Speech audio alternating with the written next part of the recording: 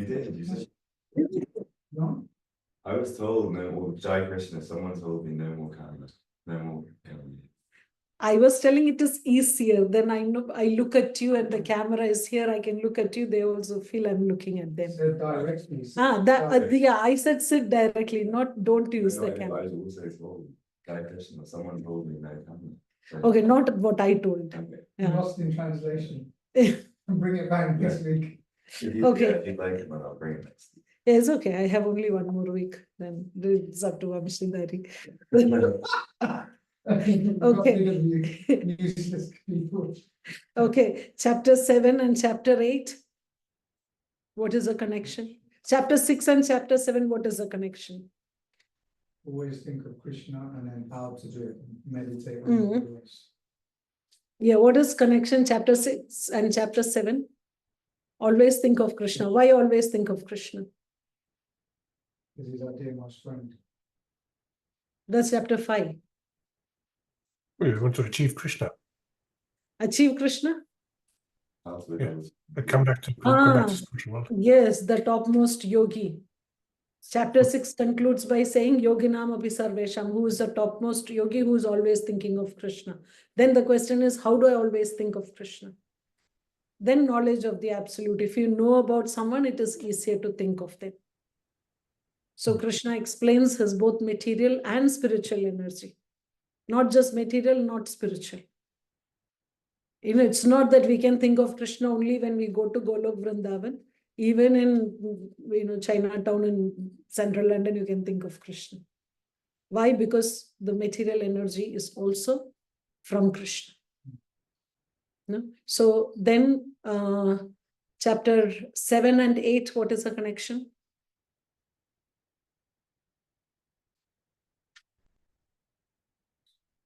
Seven and 8. See, when you're walking from here to the station, you should think all this. 2 days you do it and remembers.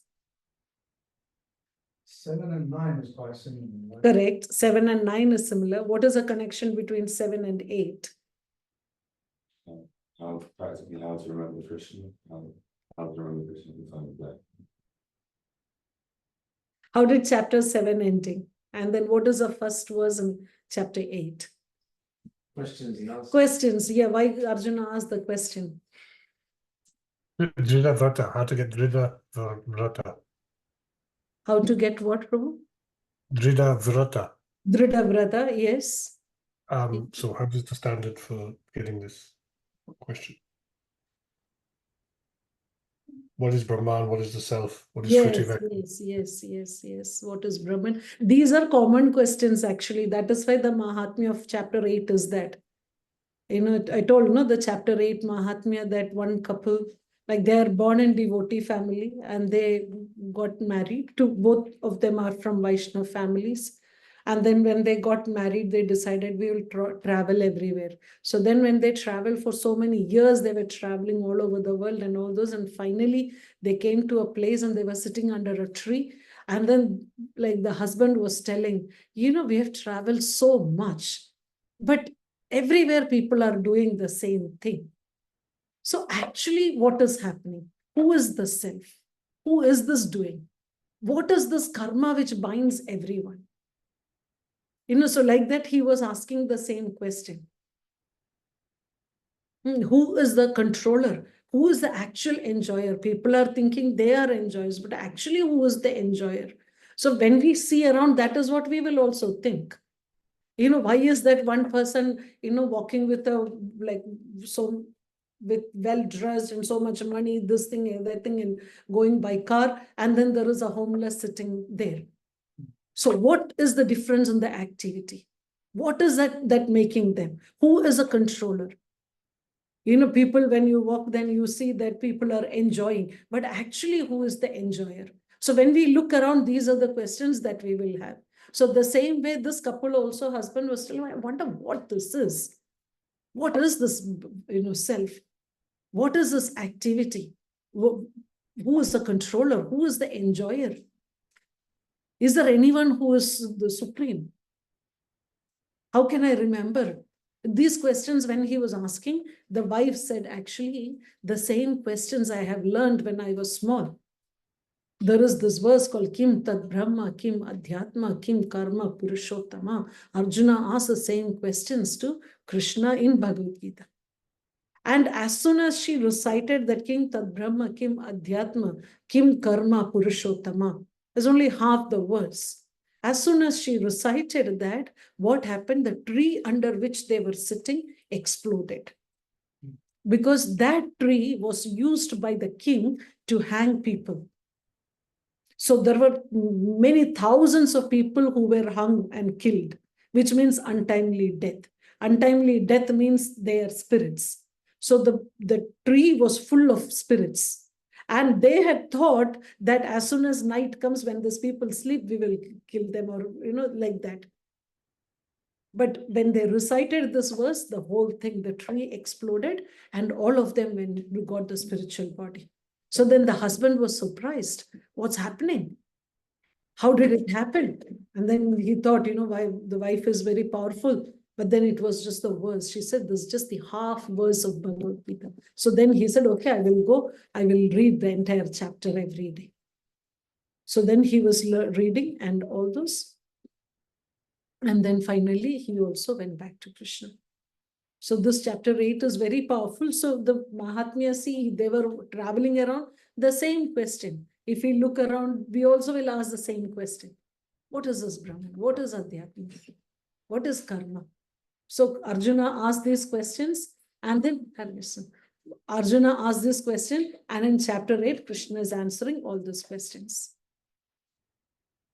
Then in chapter 9,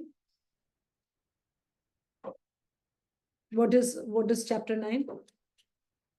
You described it like Krishna digressed, and then he came back to. Very good. Yes. Very good. Chapter 7 ends with questions. Chapter 8, Krishna answers those questions. And then in chapter 9, Krishna again tells what was mentioned in chapter 7, a small recap. And at the end, he gives the most confidential knowledge about himself, which is Bhakti. So we know Krishna as a person, and Krishna is our friend in chapter 9. Who will always be there with us. So 7 months ends with questions, 8 answer the questions, and 9 is a recap. Recap plus that the last final 6 verses is the addition.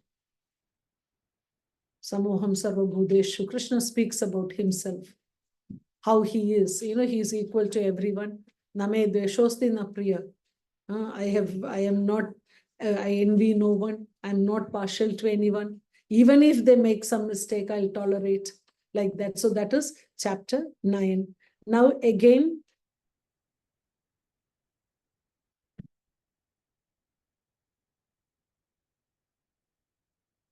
what is he saying? Connection of chapter 8 and 9. Connection of chapter 8 and 9. Yeah, this is he's coming back after chapter 8, and also how to think of Krishna, no? That one. Okay, now chapter 9 and chapter 10. From chapter 9, we move to chapter 10. Let's see how. Jai Hari Bol, Hari Bol. That's so much blessings. Thank you. I really need. I can't. Venture to big class. So I saw him outside. Yeah, I was thinking I should get his blessings with him.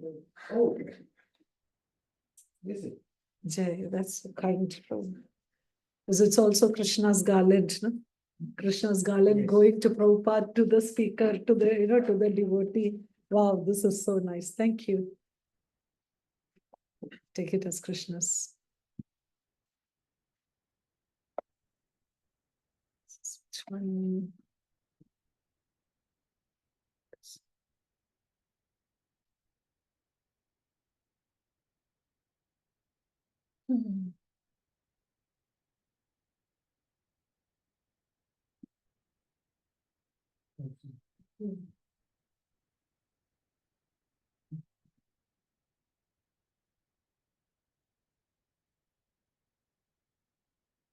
Okay.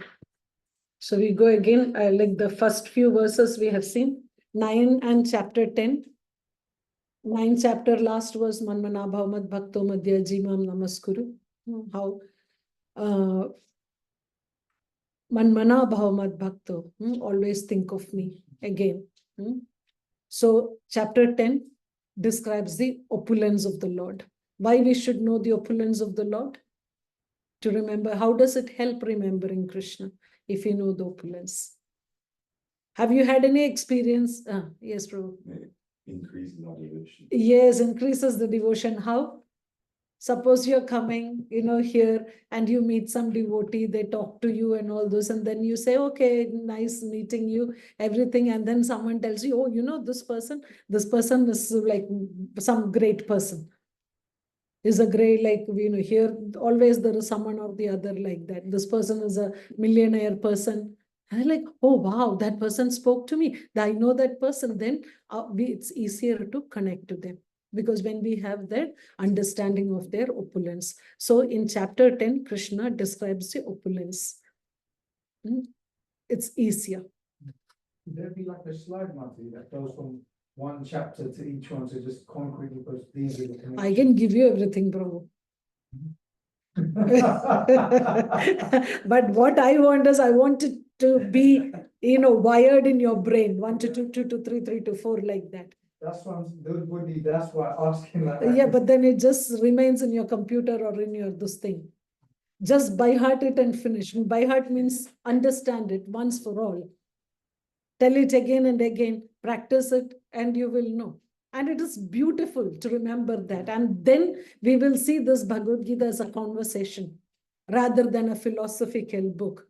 We all have friends, we sit and talk, especially in Krishna consciousness. When you come to the temple, you're meeting someone.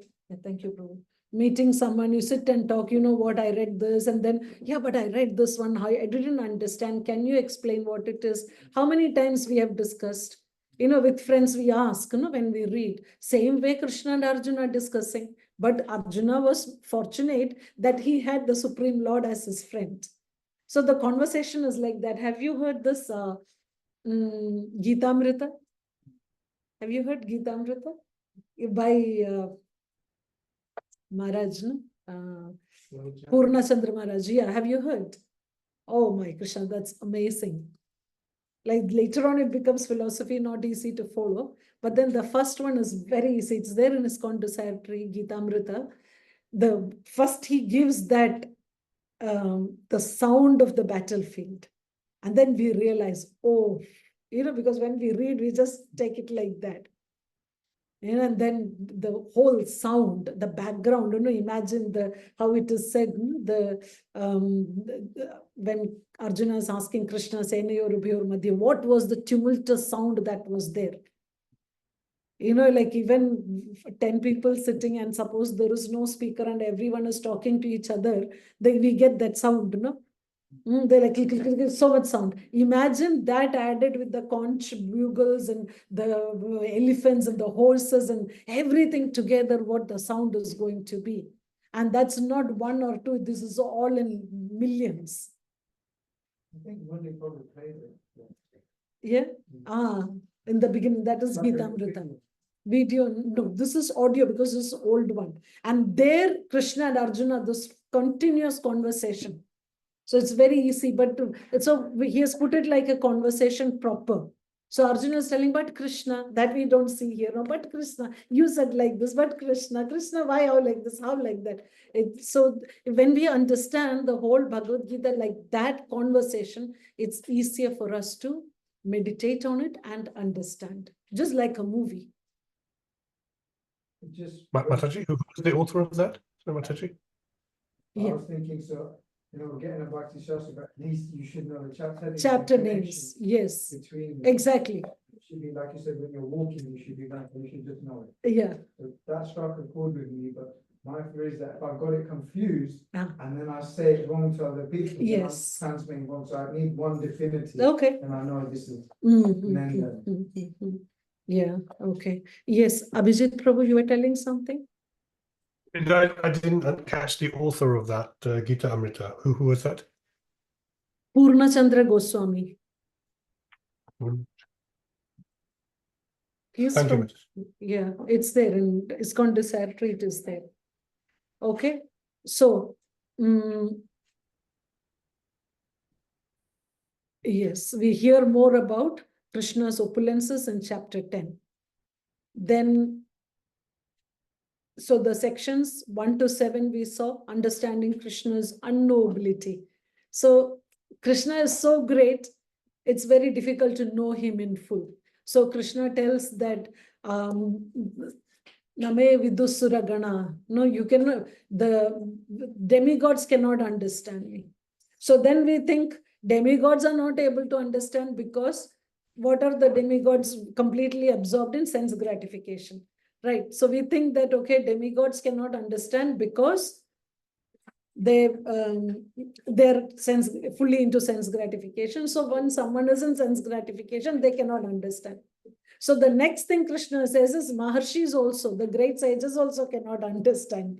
See how like Krishna puts two together. So the demigods cannot understand, the great sages also cannot understand. Sages means completely renounced. So when we hear demigods, we will think, okay, that's because they're in so much sense gratification. If I leave all my house, everything, and then go to the Himalayas and sit, I will know. Then Krishna says, no, the great sages also don't know me in full. So he is telling how, just by understanding how Krishna is the Krishna's opulences, and we cannot understand him in full, our awe and reverence increases, and we worship him more and more. But Arjuna asked him, what are the opulences? And then Krishna starts by saying that the next point, that only by his mercy we can understand, not by material qualification. That gives the demigods a get out of jail free card, right? Because even the sages can't. Yeah, yeah. It's more like even if it's not that you can be absorbed in sense gratification. No, the point is whatever you are, it is ultimately the Supreme Lord who will give us that knowledge of Krishna from within. Not by, that's why, Dvivedis, Trivedis, Chaturvedis, it's not that the more Vedas you learn, you can understand Krishna. You just become so confused only after so much learning. By his sweet will. Yes, Krishna has to reveal. So the whole purpose of devotional service is just to please Krishna, that Krishna will give us that knowledge. We'll see that. So that is in the next session. Is that connected to the remembrance and forgetfulness? Is there a link there, or that's separate? When he comes remembrance and forgetfulness. Yeah, that is in 15th chapter, Krishna says. Now here in 8 to 11, we will see the Chaturshloki, this Bhagavad Gita. This is beautiful, this 4 verses, how we will see Krishna is taking the responsibility. But anyway, so here so then Krishna is telling you need to be in the mode of goodness at least to understand. Not that by being in the mode of goodness we can understand Krishna, but at least be in the mode of goodness. So that is the section, qualities 10.4 and 5, intelligence, knowledge, freedom from doubt, the different qualities, tolerance and forgiveness, truthfulness, control of senses, control of the mind, and Prabhupada in the purport very mercifully gives us the definition of each of these. So we went through this last week. Then we reached the Chaturshloki. So this is beautiful. 8 to 11, 8, 9, 10, 11. This is the essence of the whole Bhagavad Gita in these 4 verses.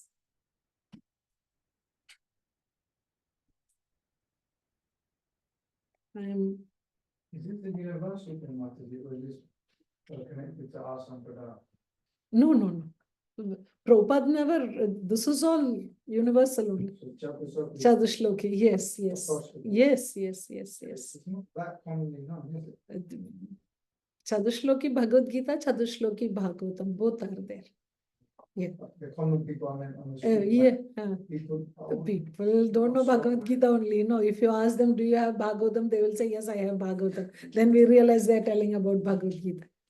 That is the situation today. But Chadushloki Bhagavad Gita is what?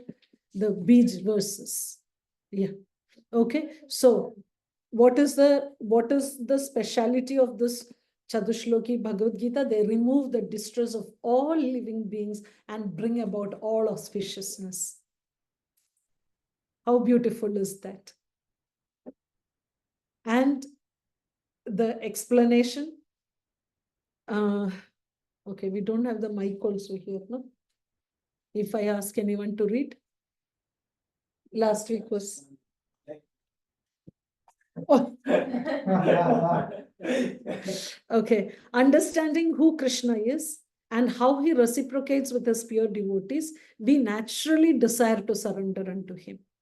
If we are understanding, first we understand Krishna, but he is not like one celebrity whom we know about as opulence, but there is no reciprocation. Here, Krishna reciprocates. Then we feel like, yes, I want to connect to him because they talk to us if we talk to them. Then when we surrender unto the all-powerful, all-knowing Supreme Personality of Godhead, we attain true security and peace. Devotees see all as Krishna's mercy and thus know that nothing unfavorable can befall them. This is beautiful. Everything is Krishna's mercy. That is the whole 4 verses. This is the summary. And they know that nothing unfavorable can befall them. If you reach the stage, like full peace and happiness, we are already in Vaikuntha. Because we are thinking anything wrong happens, we are thinking, oh, that happened wrong, this happened wrong.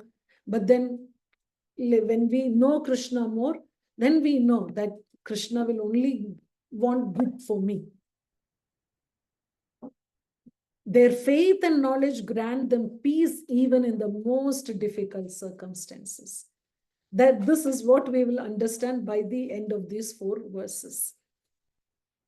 What do you mean by seed versus another? In the sense that is this Essence. representing our essence? So it's a Essence, yeah. Of the whole thing. Correct. Always struggle with it. Huh?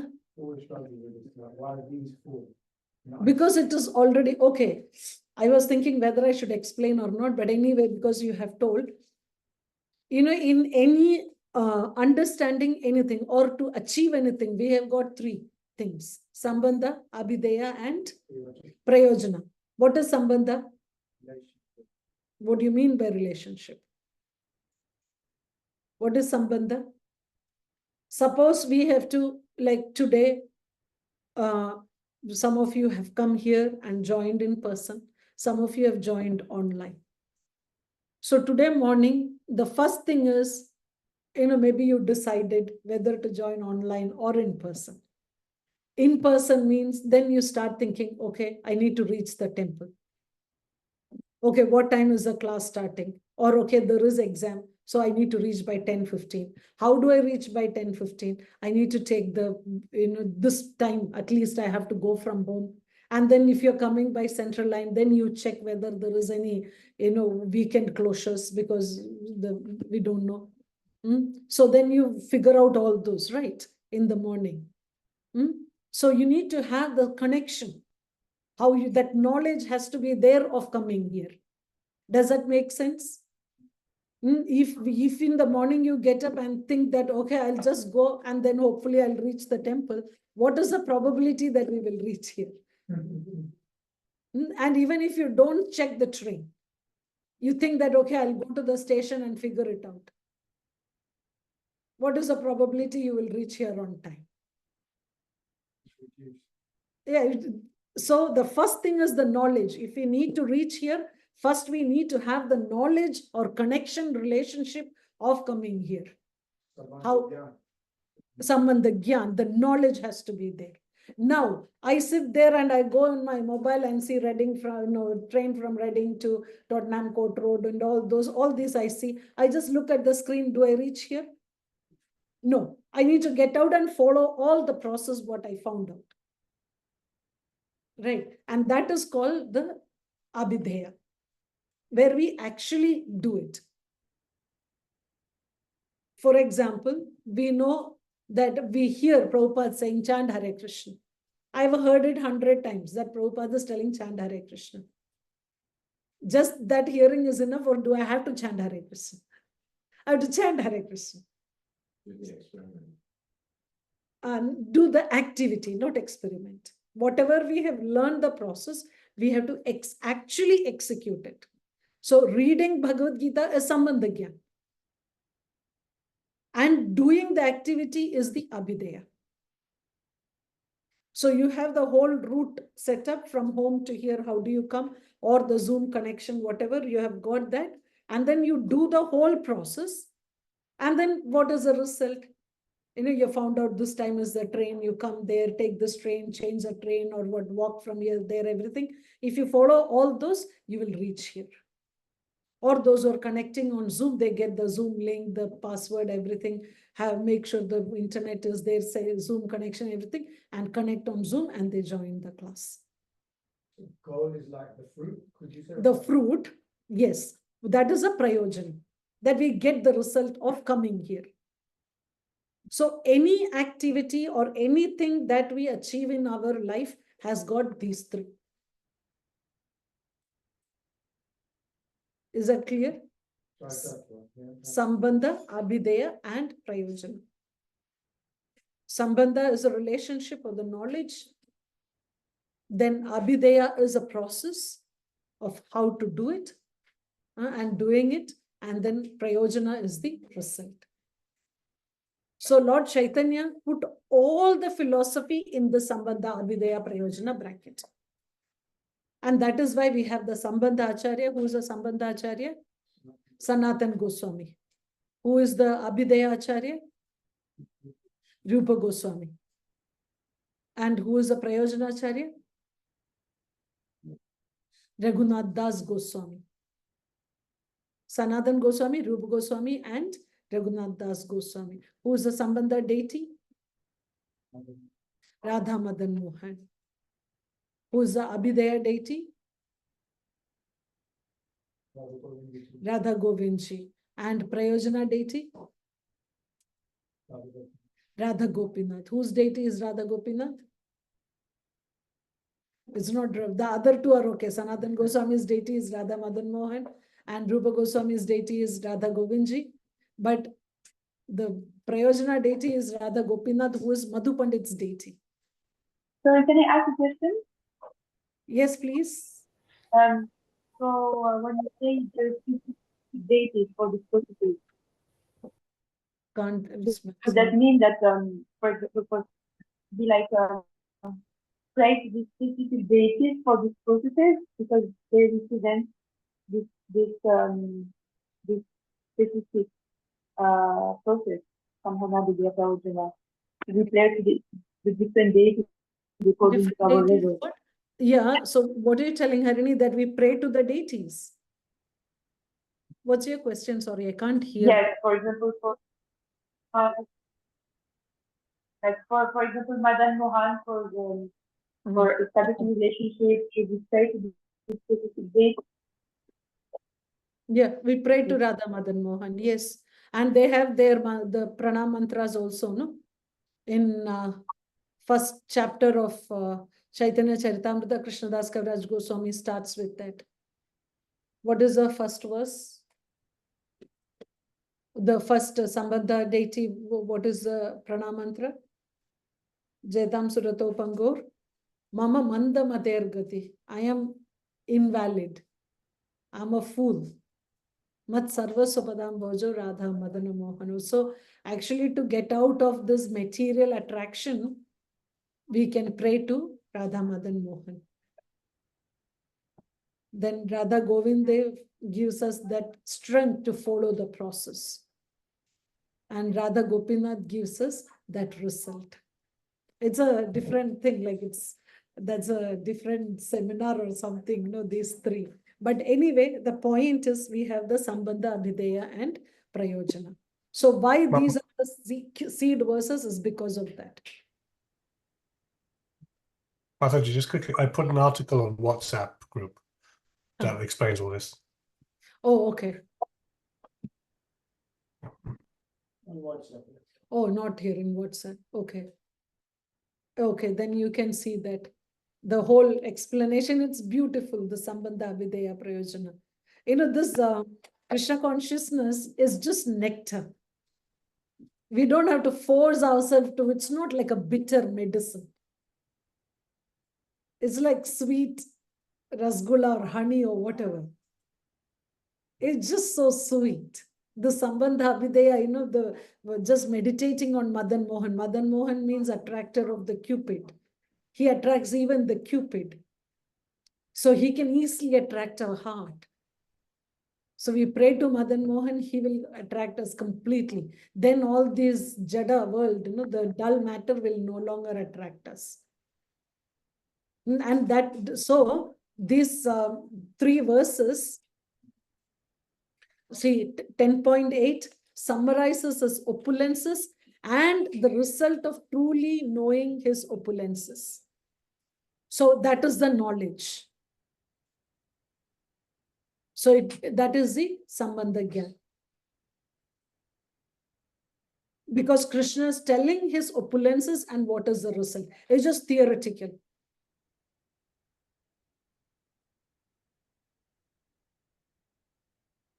And 10.9 describes how a pure devotee, how, which means a process.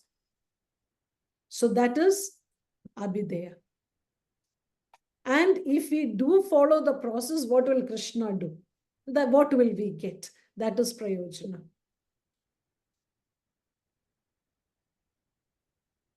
What about 12? No, the only 4, no, 8, 9, 10, 11.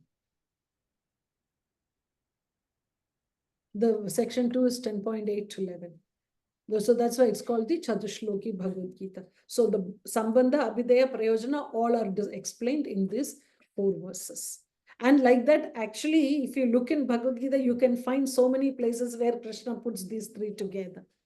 But here, whatever we need to know is given in these 4 verses. Okay? That's what I was thinking. Why is it always within the tent? Because like there's lots of other places where that. Yeah. For a particular activity, it will be there. But this is everything that you need to know is there in these 4 verses. Just like how we say Hare Krishna Mahamantra contains everything. You know, so like that, these 4 verses contains everything in terms of what we need to do in devotional service. So, And the acharyas that spent a lot of time on this in the sense they've given lots of commentaries. of course. Specifically on Yeah. The whole, if we take these 4 verses, we can expand the entire Bhagavad Gita from these 4 verses. Yes, in this chapter, Krishna says like this, in this chapter, like how, you know, that 15:15 you're telling. So everything comes from these 4 verses. So the same way we have Bhagavatam also the same. Okay. So now, just me.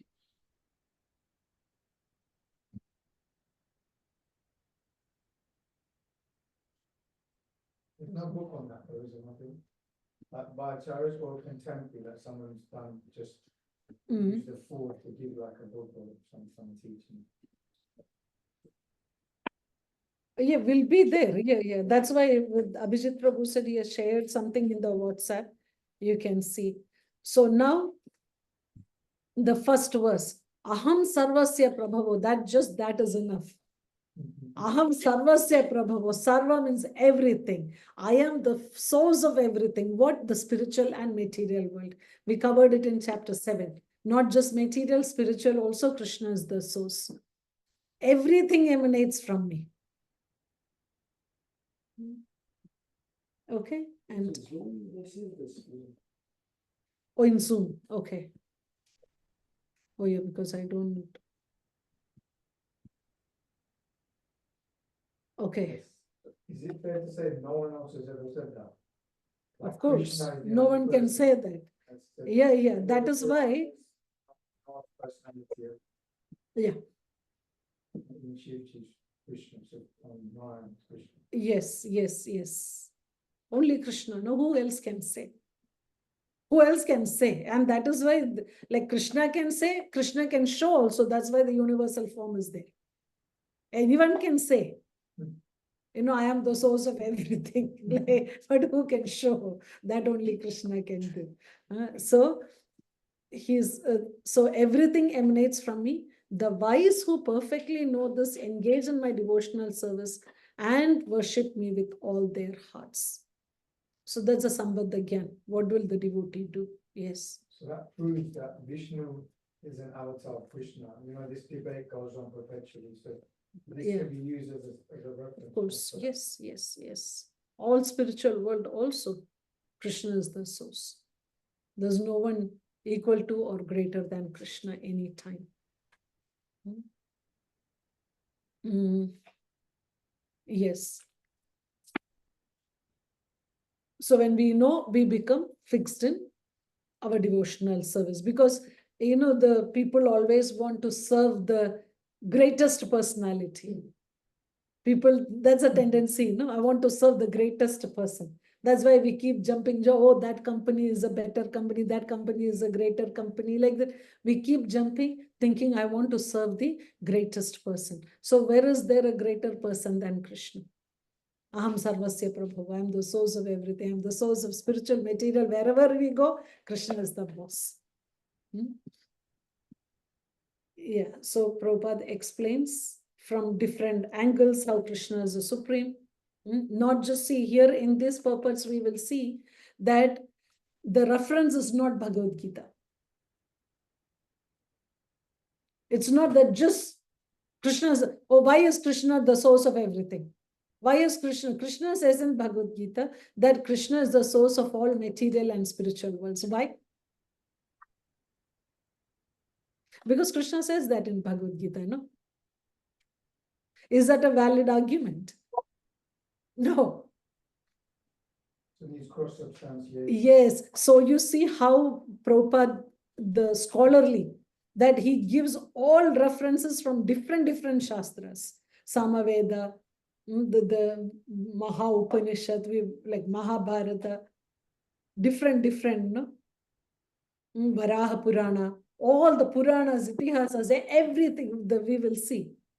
Upanishads, Puranas, Itihasas, all the Vedic scriptures, Prabhupada will quote for proving the point that Krishna has said. Without Veda base as well. Yeah, without Veda base, yes. Yeah, yes. But see, Prabhupada didn't refer those books. Because Prabhupada carried only few books when he was traveling. He wrote all this when he was traveling. He was not sitting in, in Vrindavan, Bon Maharaj's Institute or anything. Where they have the whole library of books and sat there referring. No. What did Prabhupada do? Other Acharya, Vishwanath Chakravarti Thakur, Baldev Vidyabhushan. So the purports are not mainly from Vishwanath Chakravarti Thakur. Oh, mainly Vishwanath. Yeah. Oh, Vishwanath Chakravarti Thakur and a little bit of Jiva Goswami. But mainly Vishwanath Chakravarti Thakur. Translation is Baldev Vidyabhushan.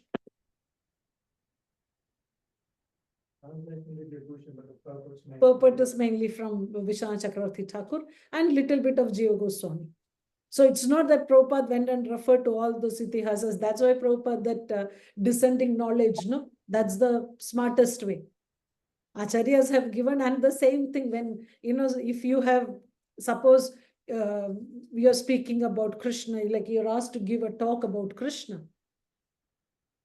And then it could be to some like Hindu society also. Imagine going to a Hindu society and telling that Aham Sarvasya Prabhavo, this is quote the Bhagavad Gita verse, and say all this Samaveda and the Maha Upanishad, and then people say, oh wow, he does so much knowledge quoting the Maha Upanishad. We have not even heard about it, but all we do is follow the teacher. That is why the disciplic succession is very important. That's the real way to be. Yes. So Prabhupada carried a few books like that and he referred those. And that is why when the 11th and 12th cantos of Bhagavatam, how they could translate? how they could write, and then Gopiparandan Prabhu, who was the Sanskrit editor of that, he said it wasn't difficult. Because we knew what books Prabhupada was referring. So they just use the same book and translate it. So when we read 11 and 12, we will not feel it is not Prabhupada's. If you have tried reading, you'll not feel. But Prabhupada knew how much to say. So in the 11th canto purports, it just becomes long and long and long because they just put everything. And then they had to be told, no, please reduce the purports. So like even if you read till 10th canto, 11th canto, it will look like never ending because the purports are so long. You get stuck in 11th canto because it's so long. They just wrote, and even in 10th, like after Prabhupada, after chapter 14, there they also mention, we really encourage devotees to go and read Vishwanath Chakravarti Thakur, how he has explained all this. So they don't keep it a secret also. A hard task, right? Because 11th is the most philosophical. So Yeah, that's what. it needs Yeah. more explanation. Yes. So so what I'm saying is Prabhupada, not that Prabhupada carried all this. He knew which is the book he needs to refer and referred. So Vishwanath Chakravarti Thakur explains these ones. Okay. So, so one who understands Krishna in such a way from a bona fide spiritual master with references from Vedic literature, what will he do? Engages all his energy in Krishna consciousness and becomes a truly learned man. In comparison to him, all others who do not know Krishna properly are but fools. Only a fool would consider Krishna to be an ordinary man. A Krishna conscious person should not be bewildered by fools. He should avoid all unauthorized commentaries and interpretation on Bhagavad Gita and proceed in Krishna consciousness with determination and firmness. So this is the sambandh again. When we know the knowledge of who Krishna is, then we will proceed in Krishna consciousness with determination and firmness. If we don't have this knowledge, what will happen? Oh, you have joined a cult. And then we will also think, oh, I have joined a cult. That is true. Someone will tell, oh, why are you following Hare Krishna? And why do you have to follow all these things? Something came from India, someone got it. Why you follow that? Also, Martin, this is definitive in the sense 1,000 versions of Bhagavad Gita, they're not affecting people's hearts. Yes. Someone who, Prabhupada is playing the role of your guru there, he's your best friend, he's helping you save you. Now, if somebody doesn't want to accept, then they say, oh, he's too rough or too heavy or critical, then go home like, never mind. And if you're sincere, then next day you join. We will see. Yes, that is the next one. So a devotee, these verses are very nice because now Krishna is telling what the devotee will do. Suppose a devotee understood, like when devotee understands by reading all, Prabhupada is telling here, by understands Krishna in such a way from a bona fide spiritual master and understands from Vedic literature who Krishna is, Krishna's opulence. Now what will the devotee do? Will he go and sit and watch a movie in the theater? Unless it is Hare Krishna movie, but no, not that we can't say we don't go for a movie. So we won't. Why? Then that is a process they will follow. What is the process? Mad Chinta, Mad Gata Prana. Beautiful. Like, so Vishwanath Chakravarti Thakur explains that for the devotee, the thoughts of my pure devotees dwell in me. What does a dwell means? Like a fish in the water. How a fish needs water and one moment outside is not possible for a fish. Like that, the devotee, the thoughts of my pure devotees dwell in me. Are always thinking of Krishna because they cannot think of anything else. Because as soon as I think something else, it is like fish out of water. We'll feel very uncomfortable. Why am I doing all this? That is what will happen when we know Krishna's opulence. Their lives are fully devoted to my service. This is the process, no, what they will do. So we wonder when we come to Krishna consciousness, how is this taste for material matter going? It is going away. How? We are not doing anything. No one is telling us. People will think, that's why they think it is a cult, because you come to Krishna consciousness, you cannot go anywhere. They don't go anywhere else. You know, you used to come for party. You're not coming for party because you have joined a cult. But what we don't understand is that is just natural because we know about Krishna, then this jada material thing goes off. Then in that, then what will they do? Okay, always thinking about Krishna, fully devoted to Krishna. Now, when they meet each other, what they say, what they will talk about? Only about Krishna. You know, then again, it is not because someone is forcing us. No one is telling us, oh, speak only about Krishna. There is a, you know, what is that? The CCTV camera kept, you will be caught. Or whenever you're talking other than Krishna, you will know. No one. Huh? Did you say the meat eater? No, CCTV. No, before you said, who is it that's always going to talk about Krishna? Devotees. Oh, okay. Yeah, I told fast. No? Whenever they meet. Whenever they meet. Thank you. Okay. Yeah. not whenever they eat meat. Whenever they meet, that's here, no? Yeah, and they do. Actually, no, more than I was thinking, you know, because this is like I am telling, oh, Krishna like this, Krishna like that, but then because it's just only theory part, everyone is like going away, and then meat eater brought it back. You know, so that's good. It's not.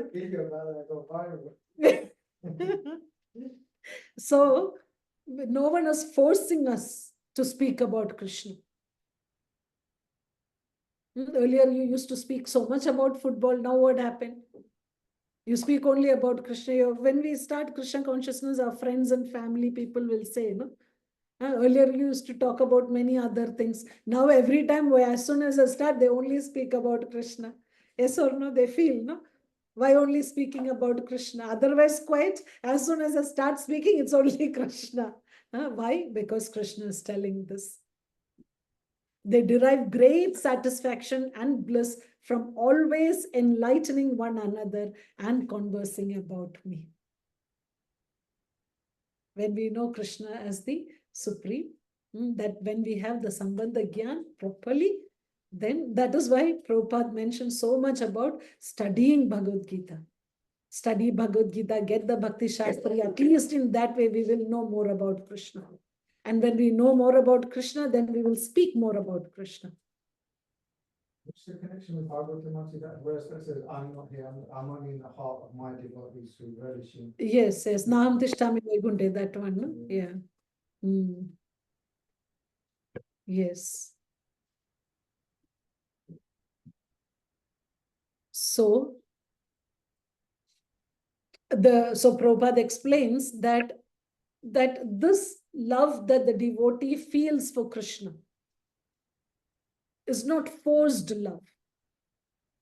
That's why if someone is once a Hare Krishna devotee, they will always be a Hare Krishna devotee. It's not possible to go. That's why they come back, because you can never be not a Krishna devotee. Krishna is amazing. You know, you cannot leave. And even if he leave, Krishna will come behind. I mean, he will not leave. In the train, you know, in the flight, you know, these devotees were traveling, and then two Matajis were traveling, and it was a long flight. It was a short flight, but one Mataji packed a lot of prasadam. And the other Mataji was like, I'm not hungry, I don't need anything. But then she said, yeah, let me pack. And then she was sitting. And when they got into the flight, there was one boy sitting, and then two seats were there. So they went and sat there. And this boy started showing like, no, I don't want, like, I don't want to talk to you, I don't want to see you like that. So they were thinking, okay, this person is so much resistant to Krishna consciousness. And then When she started eating, she asked him, "Do you want?" And then he's like, "Ah, this is what Krishna is." He was a devotee and he was running away. And all the time he will meet with devotees. And when he sat in the flight and he saw two devotees coming, he knew they're going to sit next to him. It's like, and then he said, "No, I don't want." "No, I told you I don't want. I don't want." So finally he takes prasadam and then he says, it's not possible to run away from Krishna. Krishna will keep coming behind you. Sending devotees, how much ever you resist, it keeps coming. In the strangest places. Oh yeah, yes. Where we don't think at all, how much ever we run away. And that is why Prabhupada has given us also the neck beads. So even if we are thinking that, okay, I will not practice, and then still, in that moving away stage, and someone will see the neck bead and come and tell Hare Krishna, and then we are back. I have an example. Your god sister, she stays in Brighton. Knows, well, it used to be in Michael, make everybody chant the Mahamantra. Oh yeah, for Amrita Gopal. Yeah, so I was working as security in some concert thing, and she came there like that, and I said, "I got prasadam." Or he said, she goes, "Never mind the concert, let me just take prasadam." Yeah. Just Krishna doesn't leave us at all.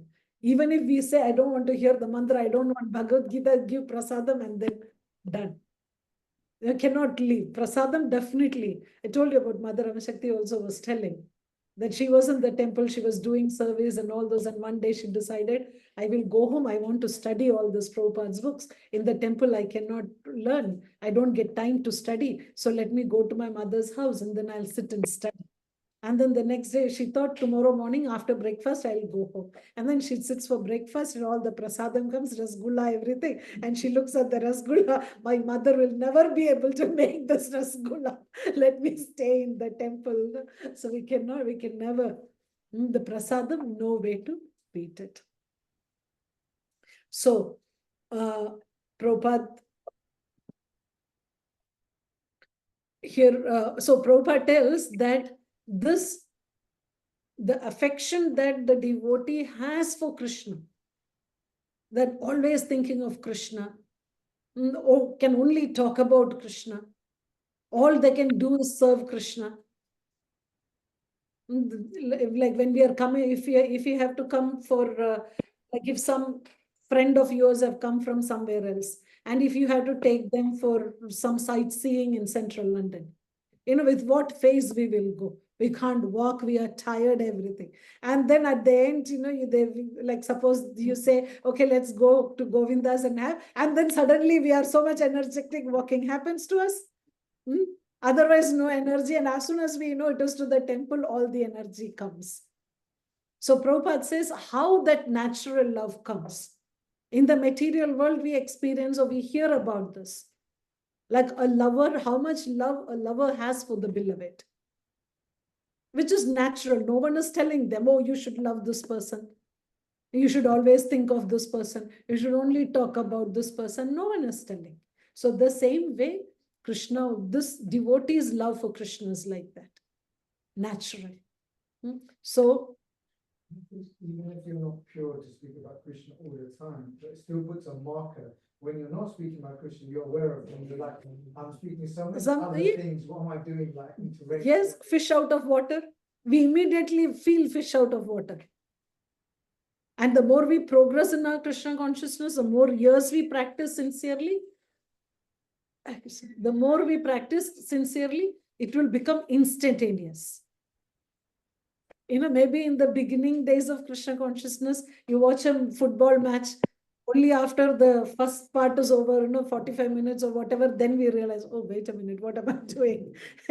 But then later on, as soon as you watch for 5 minutes, it may start happening. Yeah, quick. It becomes quicker. So that is Krishna's mercy, and that we become so connected to Krishna. As soon as we are not thinking of Krishna, as soon as we are not doing service for Krishna, we become so uncomfortable. Like how when we are coming to the temple, we are so happy. Go to the British Museum with some friend, gone. Cannot experience it at all. Krishna, yeah. Then we think, oh yeah, you know what? There is Jagannath deity there and then. Yeah. Yes, that Jagannath we can see here. No, I have to go and see that. Their hands. Okay. I've never been, so I don't know how the deity there is. Okay.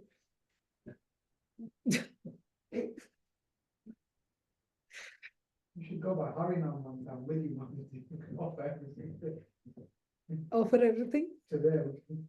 No one's doing by Harinam, so we should all go. Yeah, Mass together. Harinam. Yeah, that would be good. Okay. So okay, and Prabhupada concludes this one by telling about Srimad Bhagavatam, how Bhagavatam speaks about this relationship between the devotee and the Lord. Always thinking, that is why where we finish Bhagavad Gita, that is where Bhagavatam starts. Now we think this verse is very powerful, that when we hear this, the thoughts of my pure devotees dwell in me, their lives are fully devoted to my service, and they derive great satisfaction and bliss from always enlightening one another and conversing about me. And then we think, but who is there like that? I don't know anyone fully Krishna conscious like that. Then we come to Bhagavatam, which is full of reviews of this verse. Mahajanas, yeah, all the devotees. We think, okay, Krishna is telling like this, but what is the proof? Has anyone experienced it? Then we come to Srimad Bhagavatam. And that is why when we see Srimad Bhagavatam, so for example, Prahlada Charita, 7th canto, how many chapters Narsimhadev is explained? Okay, 1 chapter. How many chapters Prahlad Maharaj's glories? 4 chapters or more. About the Lord is very less. Gajendra's prayers of surrender is like 90% of the chapter. At the end, Krishna comes, delivers, that's done. So it's not, and then the same way with Dhruva Maharaj. What Dhruva did, many chapters. Krishna came, touched with the conch, went finished. So the whole Srimad Bhagavatam is about what the devotee experiences. Not the glories, more than the glories of the Lord, it is the review. What will you experience by watching this movie? Or by loving this person, Krishna? You can do it as well. Yeah, then it is like, where can I see this Krishna that I can also love him like that?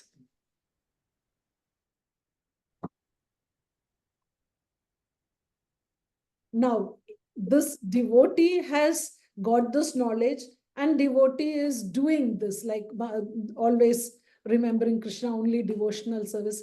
Now, what will Krishna do? Will Krishna even know about it? He says, yes. What do I do? To those who are constantly devoted to serving me with love, I give the understanding by which they can come to me. So Krishna is like, I take charge of their life now. Then it becomes Krishna's responsibility to take the devotee back to Krishna. We just love Krishna, and Krishna will make all the arrangements for us to go and see him.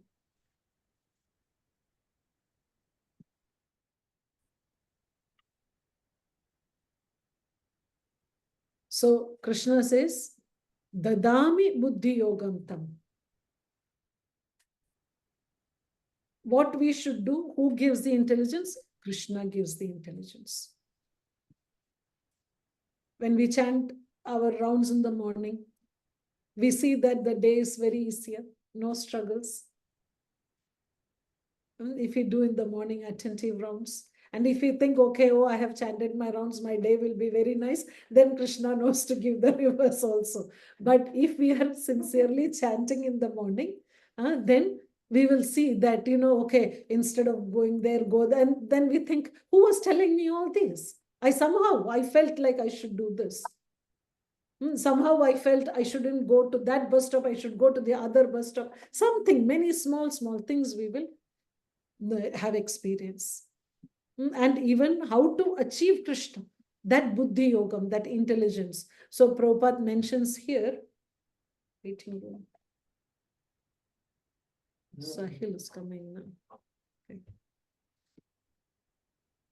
So Prabhupada explains about that buddhi yoga. Buddhi means intelligence. Buddhi yoga means connecting with Krishna with our intelligence.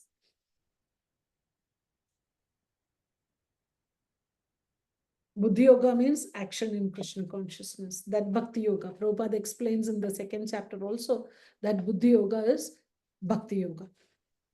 Because that is the highest intelligence. And that in Bhagavatam ending we hear, no? Sankirtana prayer. Yajantihi sumedhasaha. Medhasa means same buddhi. Intelligence. Who has got good intelligence, what they will do? Chant Hare Krishna. Even if we look at it logically also, it's the same. No? Like, do I want to struggle whole day, whole night? Or just chant Hare Krishna and the day is better? What is better? Should I struggle or should I just take shelter of Krishna? So the intelligent person will take up Krishna consciousness. So here, so Krishna will give us the intelligence.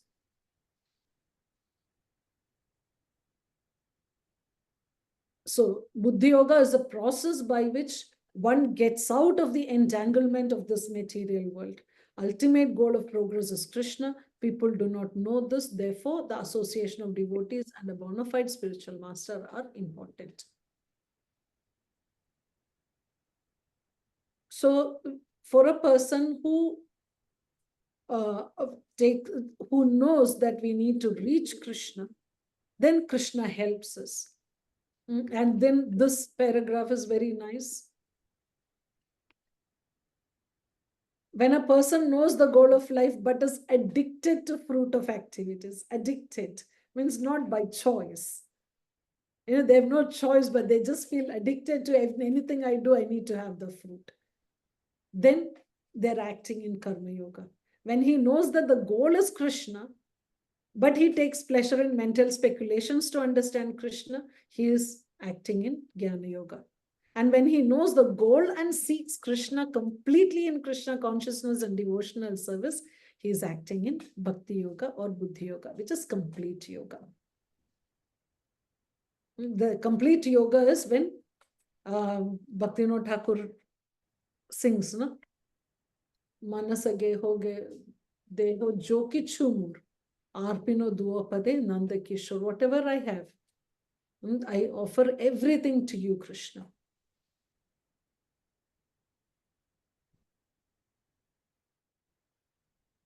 So, if it is. So, Krishna. Mataji, can I? Yes, Prabhuji. Yeah. Just a couple of questions, very simple questions. So I think the direction is that even if you're on Karma Yoga, you will eventually get to Buddhi Yoga. Is that correct? That's my first point. That is the whole yoga ladder, no? Yeah. And secondly, Arjuna is obviously in Bhakti Yoga when he's fighting. He's no longer interested in the fruits. He's fighting for Krishna at the end, right? So that's the Buddhi. Yeah. He is Bhakti Yogi, no? Yeah. That is the whole thing in that. That's why Prabhupada mentions here, but Buddhi Yoga is action in Krishna consciousness. So if I go to that question, then again it is another long time. Like, what is the difference between 3rd chapter and 5th chapter? 3rd chapter is action, Karma Yoga, activity. 5th chapter is Karma Yoga, action in Krishna consciousness. What is the difference between 3rd and 5th chapter?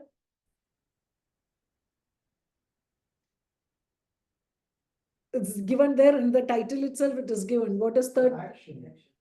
No, but Karma Yoga. What is karma? Action. In Krishna. in Krishna consciousness. That's a difference. So that's why Prabhupada explains here that Buddhi Yoga is action in Krishna consciousness. Like how the example, when the gopis are getting ready for Radha and Krishna to meet, they're decorating the kunja nicely. So how do they decide which kunja to decorate? Because Krishna will send word earlier. Today I will meet Radharani in this particular place. So they are getting the whole kunja ready. Now they have worked on it for some time, and then another person will come and say, oh, Krishna said Krishna will meet Radharani in the other place. Now what will the gopis do? Just immediately abandon and drop. Yeah, just leave this. We have got nothing to do with it. We have been working hard on getting it ready. But if Krishna doesn't want, we just don't want it. They don't even turn back. They just leave. Okay, this is what Krishna wants. Let me do that. So that is devotee's life. If Krishna wants this, I will do. If Krishna doesn't want, I don't want. No attachment. No attachment to the fruits of the action. Like how Prabhupada, for any devotee being in Vrindavan, Radha Damodar is the highest. To just drop it and go to New York, which is the middle of the entire Maya of the cosmos, how did he do that? But he said, I was never away from Vrindavan. Because he was always doing what Krishna wanted him to do. If he is fruitive, he would have remained in Vrindavan. And then Rukmini Dwarkadish said, okay, you go to India, preach in India. Now he went back to India and preached there. He didn't think that, oh, I'm just setting up everything in the West now, how I can leave this and go. No. Rukmini Dwarkadish said, no, now you go back to India, start preaching there. Immediately went to India.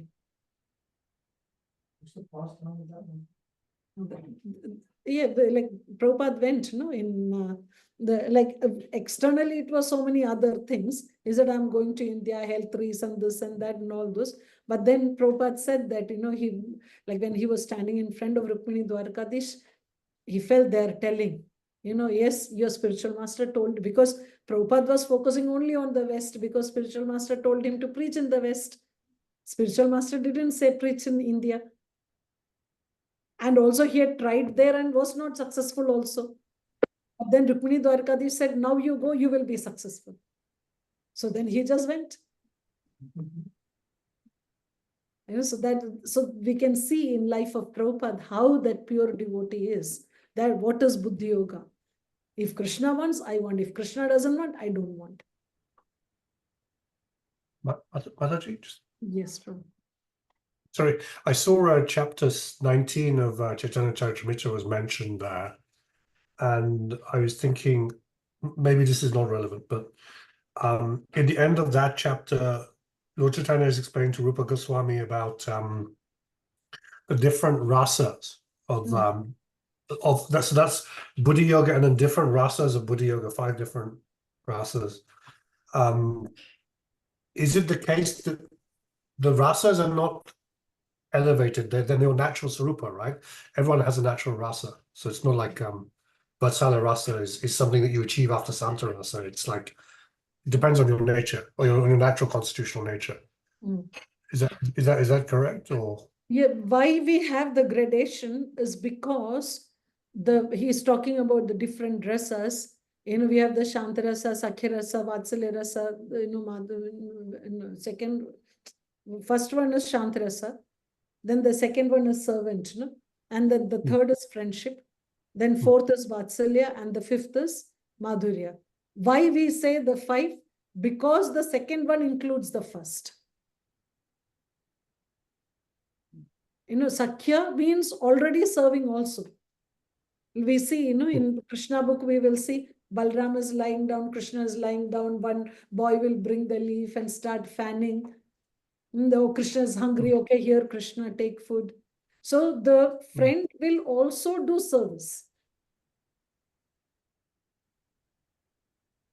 Got that? No. See, in the beginning introduction to Bhagavad Gita itself, Prabhupada says about the 5 rasas, how we can have a relationship. So what Prabhuji is asking is like the different gradations, all these are Buddhi Yoga because it's Bhakti Yoga. So now why the different gradations are there? Because it's like all are equal, because we are in that topmost level. Now how we can have the greatest, more greatest and most greatest? Because the first one is Shantarasa, where like we just exist, like the river or the tree. When Krishna wants, he takes the mango, eats, done. They don't expect Krishna to reciprocate with them. There's no reciprocation.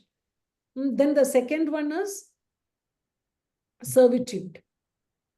Like Hanuman, just serving Krishna. Little reciprocation of, okay, I need this or I need that kind of reciprocation, but not very intimate. But then you see this servitude already has the Shantarasa. Because Shantarasa means also like they exist to give to Krishna. Right, then the third one is friendship. Friendship includes servitude. Is it clear? And then Vatsalya means all the other 3 are there. Like Russian dolls. Yeah, one inside the other. Yeah. This is already there inside, in that. So Madhurya means all the other 4 are included. So that is why that gradation, not because this is greater, like, not because everything is absolute. I think that was your question, no, Prabhu? Yes, that's right. That's right. Well, thank you for that. It's very useful. Yeah. Thank you, Prabhuji. Okay. So now the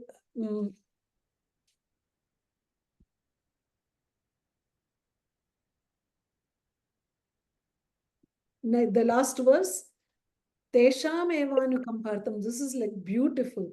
Aham ajnanajam tamaha nashayam yatma bhavasto jnana deepena bhaswatam. To show them special mercy, the devotee who wants to, just having the desire to go back to Krishna, the desire to serve Krishna, who is engaging in devotional service and talking about Krishna, what will Krishna do? To show them special mercy, I, dwelling in their hearts, destroy with the shining lamp of knowledge the darkness born of ignorance. Which means Krishna is taking the responsibility. That is the beauty here. We are not responsible anymore for going back. Krishna will take responsibility of us going back to Krishna. You don't have to be advanced. It's just you want to do it. Yeah. That is why Prabhupada said chant Hare Krishna, 16 rounds. He didn't say chant attentively. Somehow or the other be Krishna conscious. He didn't say be Krishna conscious this way. Sometimes when we have this Damodar table, we are inviting people in the street to come and offer lamb for Damodar. Now Karthik is coming, and then they will come, oh, I have a lighter, and then we'll light. They're like, okay, yeah, thank you. No? But they are not realizing how Krishna is seeing it. Because they have used something for their thing for devotional service, that without expecting any return, that's pure devotional service. And then after that, Krishna took over. Jnanadibena bhaswata. From within, Krishna will do the work. So that's why it is very important that when we are talking to people or like that, engaging people in Krishna consciousness is very important. You've given them the pill. Yeah. Just, okay, like yesterday we had Rath Yatra in Stevenage, and then one family was there, and then the mother was telling their son who was in university, who was not interested in Krishna consciousness at all, but somehow he had come for the Rath Yatra, and they were standing, and then one devotee comes, specifically calls him, can you please help us set up the tent there? And then he started doing, and then full of bliss. He doesn't even realize what he has done. For him, it was just helping. Result of it is Dadami, that jnana deepena bhaswada, that knowledge, that lamp already came inside his heart, got lit. So then she was telling, initially he was like, yeah, went to, like just as a help, he went, but then after some time it became, he was enjoying the Rath Yatra later. See how Krishna, and then she was telling, like, oh, so many people were there, but the devotee came and called this person only, who was the atheist there, who didn't want anything. That's a great tip as well, for new people when they come Yes, into the temple. yeah, Sometimes we just over elaborate explaining all this, but we just get them involved in something. they yeah, tend yeah, to yeah, start yes, yes, yes. Prabhuji, you're going up, can you please keep this in there? Done. Yeah, so it's very important to engage people in service. Simple, very simple thing is enough. Can you help me give, like in book distribution also, no, you have your trolley, you're going alone. Can you please help me? Like now it is all the escalator, but the other one, if you go, the stairs are there. Can you please help carry this book? Oh, yeah, sure, sure.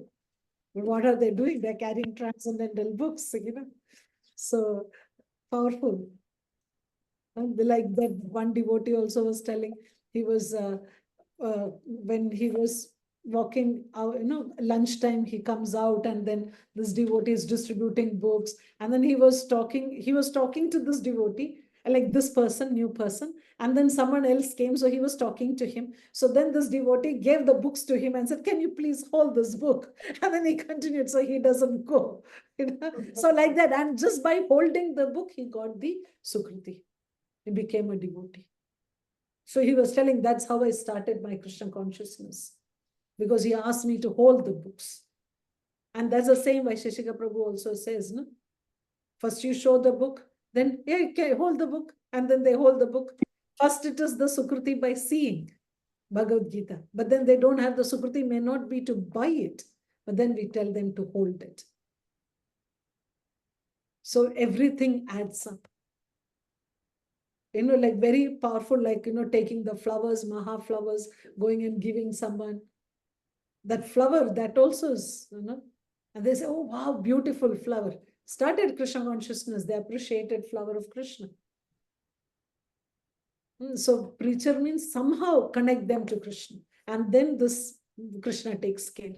So that is the point in this verse, that as soon as they start, then Krishna will destroy with the shining lamp of knowledge darkness born of ignorance.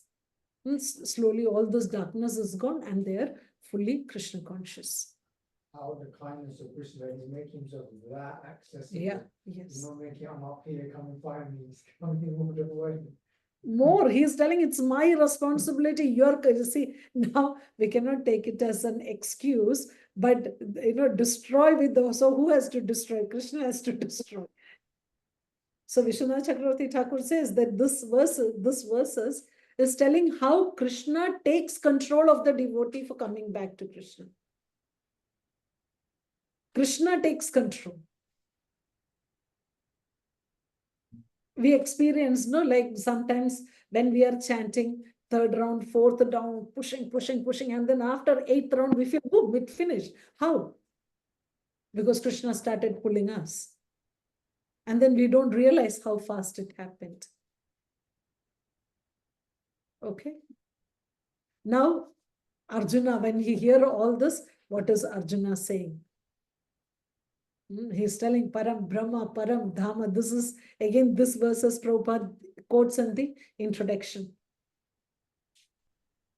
You're the Supreme Personality of Godhead, the ultimate abode, the purest, the absolute truth, the eternal, transcendental, original person, the unborn, the greatest. See, he's telling original person, the unborn. So maybe there is someone who fits in one of these, but not all of it. Like unborn, we also have Aja, who is Brahma. But he's not the greatest. So he puts everything together that there's no one who fits in all these conditions. And then he says, I am not telling this. It's not just because you are my friend that I'm just glorifying you, but great sages, Narada, Asiddha, Devala, Vyasa, everyone confirms this truth. And now Krishna, you are also declaring, Aham Sarvasya Prabhavo. I am the source of everything. Krishna himself is telling. So, all the explanation, and then now Arjuna's asking Krishna, tell me about your opulence. But then he is telling, it's not because I don't believe you. I totally accept as truth all that you have told me. Neither the demigods nor the demons, oh Lord, can understand you personally, your personality. No one can understand. But indeed, you alone know yourself by your own internal potency. Please tell me in detail of your divine opulence by which you pervade all these worlds. Aham Sarvasya. If you are everywhere, how are you like that? What is your opulence? So that opulence is explained in the rest of the chapter. And this is simpler because it's not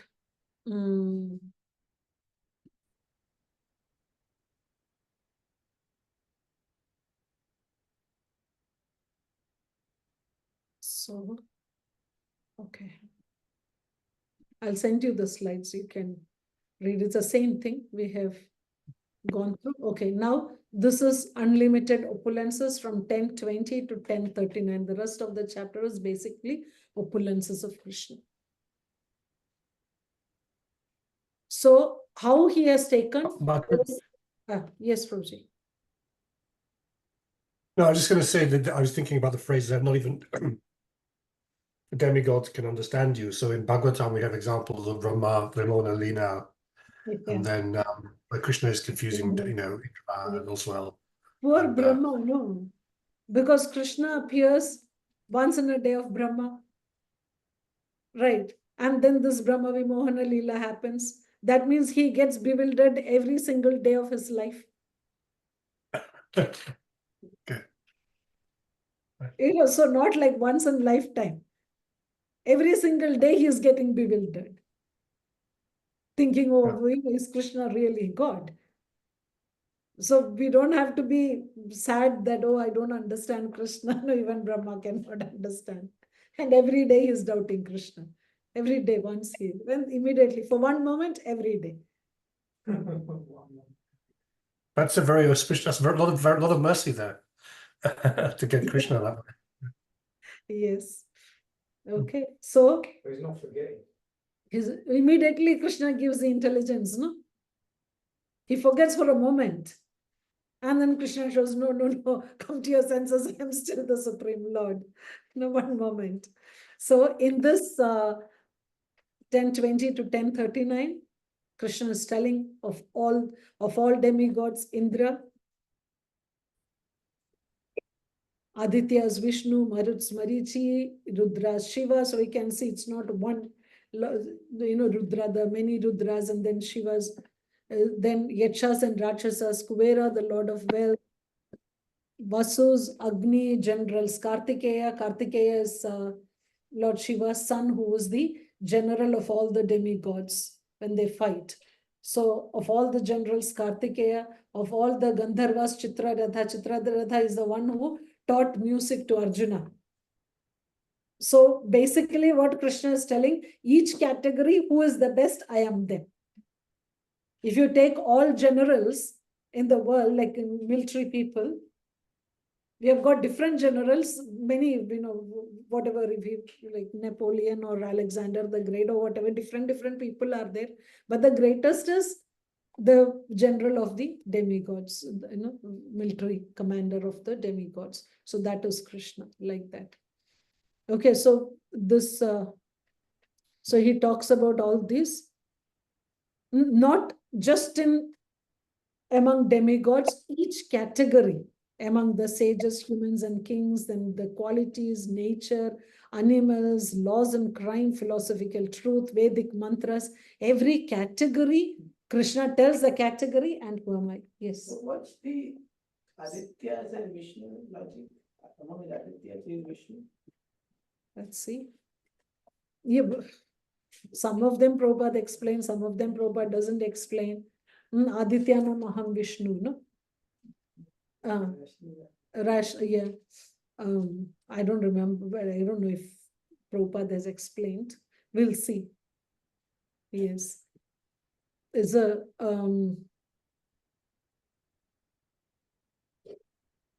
okay, anyway. There is an Advaita also.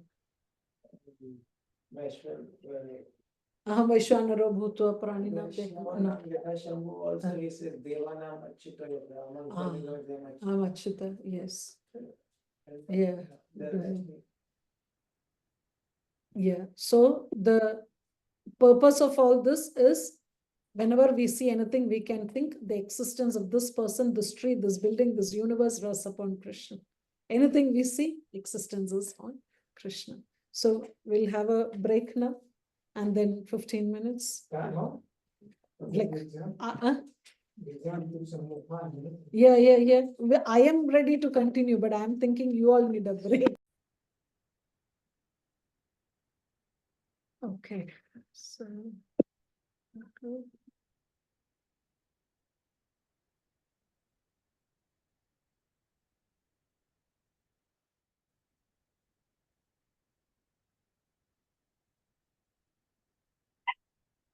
Okay, so in this, who has the, I have that.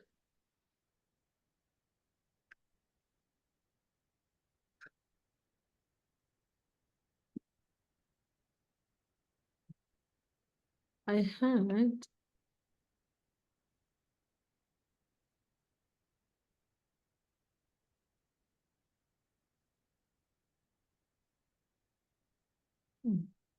The in the handbook, no, in the what is it called? Your student, student handbook.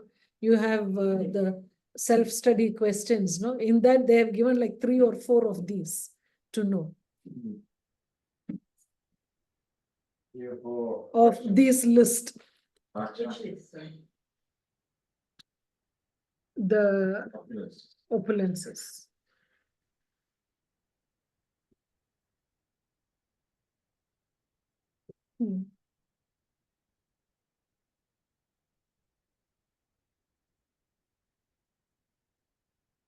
Of Vedas, of weapons, among beasts, Ah, and of seasons. that's also easy. No, what's the first one? Of the Vedas. Of the Vedas, yes. and the Brihad Samveda. Sama, Samaveda. Samaveda is the songs. And Of then Weapons I am. the Vajra. Mhm. Yeah, I was thinking you can find it out, no? The Of weapons, it's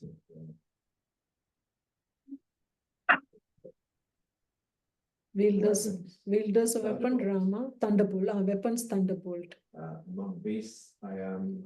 lion, King of- of seasons I am. Flower bearing spring. yes. Explanation is not given now as to why. Few explanations are given. The best is Krishna, that's all. So like of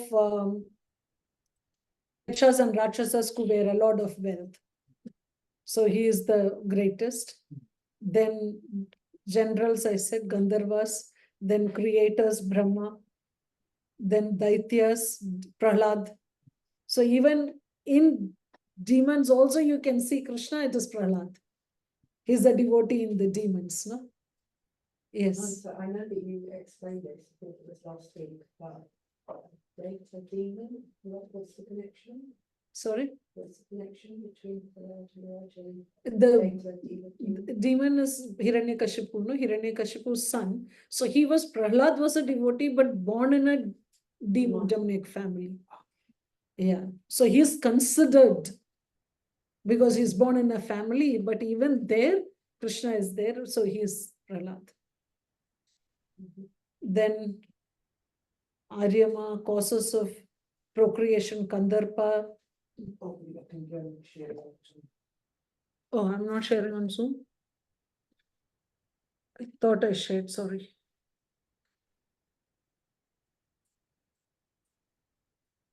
Perfect, 200 ones, this one.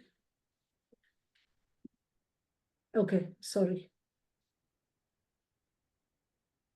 If I do this full screen, it is gone. I know for me it is difficult. Let me see. Full screen.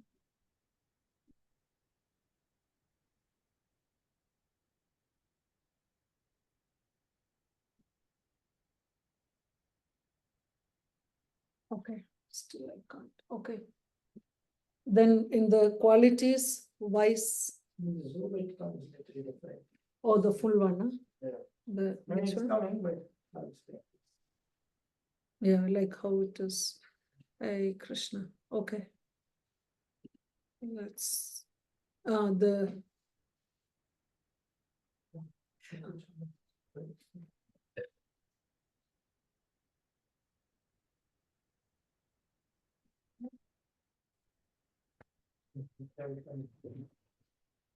okay, this is fine now.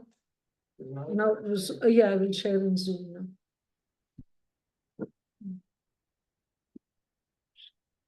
Yeah. Okay. Thank you, Prabhu. Yes. I was doing my Bhakti Vaibhav presentation and I had the PowerPoint shared in this way. And I was like a big presenter. I was asking questions, which the next slide is the answer. And they were all answering. After some time, someone said, actually, your screen. We can see your next slide. So there's so it's good that you are here, that you're telling me what is seen. Okay, of secret things, silence. There's no better secret than silence. Those who seek victory, morality, splendid. Yeah. Then woman. Okay, here Prabhupada explains of woman, fame, fortune, fine speech, memory, intelligence, steadfastness, and patience. So Prabhupada says it's not that these qualities are needed only for women. So Prabhupada says whoever has these qualities become glorious. Then adventure, victory, strength of the strong. Then light, radiant sun, stars, the moon, and here again stars, the moon. So as per material science, moon is not a star, no? Right? Yeah, sun is a star. So here Prabhupada says how it differs. Like moon means they say it is reflecting that's the difference. Star has their own energy, moon reflects the light. But then as per the Vedic cosmology, the moon is also self-illuminating. Okay, then mountain, Meru. So there are two things here in terms of the mountains and the immovable and the Himalayas. No? Krishna says, of the immovable, I am Himalayas, and of mountains, I am Meru. Because this Meru mountain is bigger than Himalayas. So that is why of mountains I am Meru. But Meru mountain sometimes move. So that's why of the immovable I am Himalayas. Yeah, the next one, sorry. Immovable Himalayas. Himalaya mountains, of the immovables, Himalaya. Then water body is the ocean. Because ocean means even the ocean remains the same. Even in rainy season, when so many rivers are coming, it remains the same. And in summer season, when everything is dried, still the ocean remains the same. So ocean is Krishna. Of water bodies, ocean. The trees, banyan tree, purifiers, the wind, flowing rivers, Ganges, creations, I am beginning, middle, and end. All are Krishna. Month, Margashirsha, this November, December month is considered very spiritual, very special. So like normally in the Indian temples on Margashirsha month, this November, December month, everyone goes to the temple in the morning. The rest of the year, they may not do anything, but then that 1 year, every day morning temples are all full. Kartik. Yeah, Kartik and the Kartik also for us, but I'm telling in terms of even Karmakantis, they go to the temple. In general, they go. Yeah. Then seasons, flower bearing spring, then inexhaustible time, that we will see more in the universal form. Arjuna is asking. No beings or moving or non-moving can exist without me. Moving or non-moving, everything is with only with Krishna. Now among animals, horses, Ucheshrava, elephants, Airavata. Airavata is Indra's elephant, white color. So Ucheshrava, Airavata, all these are the spiritual ones, not just any other, the horse or an elephant. So they came from the churning of the milk ocean. Then cows, Surabhi, what is special about Surabhi? Desire fulfilling, can give anything. And great devotee also. Then serpents, Vasuki, Nagas, Ananta. So Naga is also snake. Serpent is also snake. Difference is serpent has only one hood. Nagas have many hoods. So among the serpents, Vasuki. Among the Nagas, Ananta. Ananta has thousands of hoods. No? Aquatics, Varuna. Fishes, the shark. Beasts, lion. Birds, Garuda. What's the distinction between aquatics and fishes? Water. Anyone living in water is aquatics, no? Because Varuna is not a fish. Varuna is a demigod of. See the material signs, they have only fishes and oysters under. But then when we read the Vedic literatures, they have kingdoms under the water. So Varuna lives underwater. He has got a full kingdom, no? Like how Bhima is taken there, Vasudeva, Nanda Maharaj, he was taken to Varuna. Varuna binds Nanda Maharaj. In Krishna book it is there, no? The Nanda Maharaj one day takes untimely bath and then Varuna's people take him, then Krishna goes to take from there. So he's not a fish. Varuna is the demigod of water. Okay, then subduers, time. There is no other better subduer than time. Weapon, wielders of weapon, Rama. This Rama is Parashurama. Prabhupada explains is Parashurama. Because Parashurama is just a Shakti-avesh avatar. He is not incarnation like Rama and Krishna.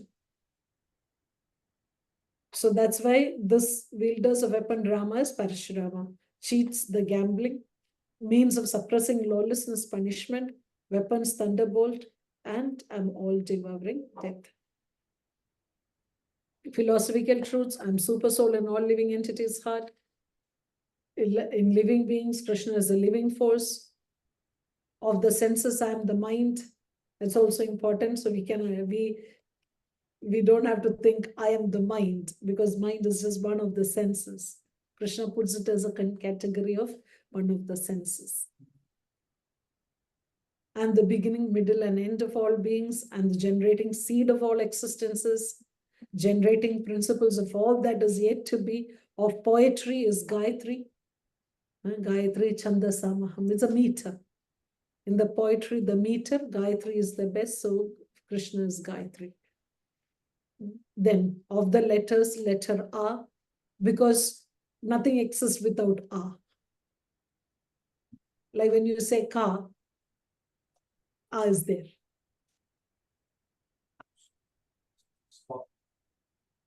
Yeah, A, U, yeah, Om is A, U, Am. So without A, it cannot exist. So actually in Jiva Goswami's Harinamamrita Vyakarana, that vowels, they are called Sarveshwaras. Sarveshwara means independently existing. And the consonants are called Vishnu Janas, because devotees cannot exist without Krishna. So the whole grammar based on Krishna, no? That's Harinamamrita Vyakarana. Vyakarana means grammar. So Lord Chaitanya, when he was Nimai, in the Nimai Pathshala, he taught the grammar, no? He was teacher, no? Nimai, when he was small. So he taught grammar based on Krishna's names. So Jiva Goswami does the same here. Huh? Oh, okay. Then I need my C2C here. That's why I sent. I was thinking, should I take or should I not take? And then he says, do you have a charger? You got? Yeah. Okay, thank you. So, then compound words. Compound words is the sandhi, combining two words together. So, dual compound. That's the highest compounding. I see the sandhi is Sanskrit grammatical thing. Like, when you combine two words, there is a change in that. That's called a sandhi. Like, in Bhagavad Gita, we can see in like Ramakrishna. Ramakrishna, there's no change. Ramakrishna. That is combining, no change. But Sarveshwara, Sarva plus Ishvara, that I become A when you combine Sarveshwara. That is E and A combines to become A. Got that? So that is why you can see that in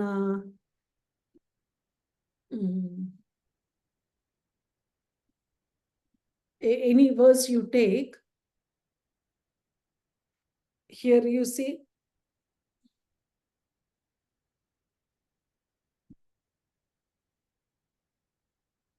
here, okay. Aham yogims tvam. But when you see the Chaitanya, sorry. If you see the word to word, it is yogin plus tvam. But when you come here, it is yogims tvam. So we may think it is some editing mistake or something. No. That is sandhi. When it comes together, it becomes yogims tvam.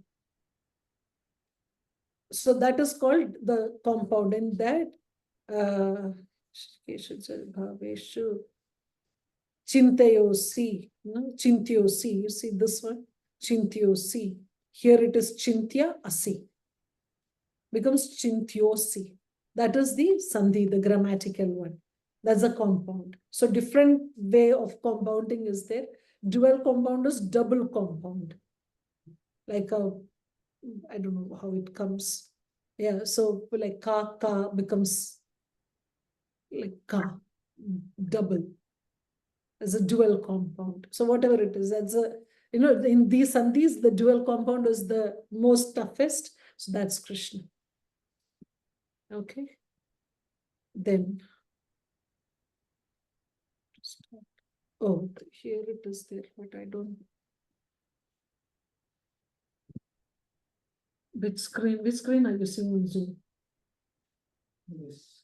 The screen is seen? Okay. So, okay, then that's the compound words and the dual compound. Sciences, spiritual science of self has to be. Then logicians, this is also conclusive truth.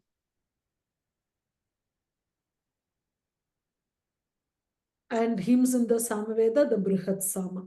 Logicians, conclusive truth. We see people arguing or getting into this discussions or logicians. It's called tarka. So in that there are three categories. In those three categories, two of them is only to prove I am right. Not what is the truth, but only this conclusive truth. That one is the one where I want to prove this is truth. Understood that? So there are three categories. Two categories, like sometimes people, when they're arguing, they just tell something to put the other person off, just to prove them right. Or they use some word jugglery to prove them what they're saying is right. Because what is their intention is to prove them right. Not what they're saying is right or wrong. They have to be right. But in this, the third one is to what I am saying, that is correct. I want to, like how we tell Krishna is the supreme personality of Godhead, not because I am saying it. Like a lawyer in a courtroom. Yeah, so we say with evidence like that. Yeah, that is the conclusive truth.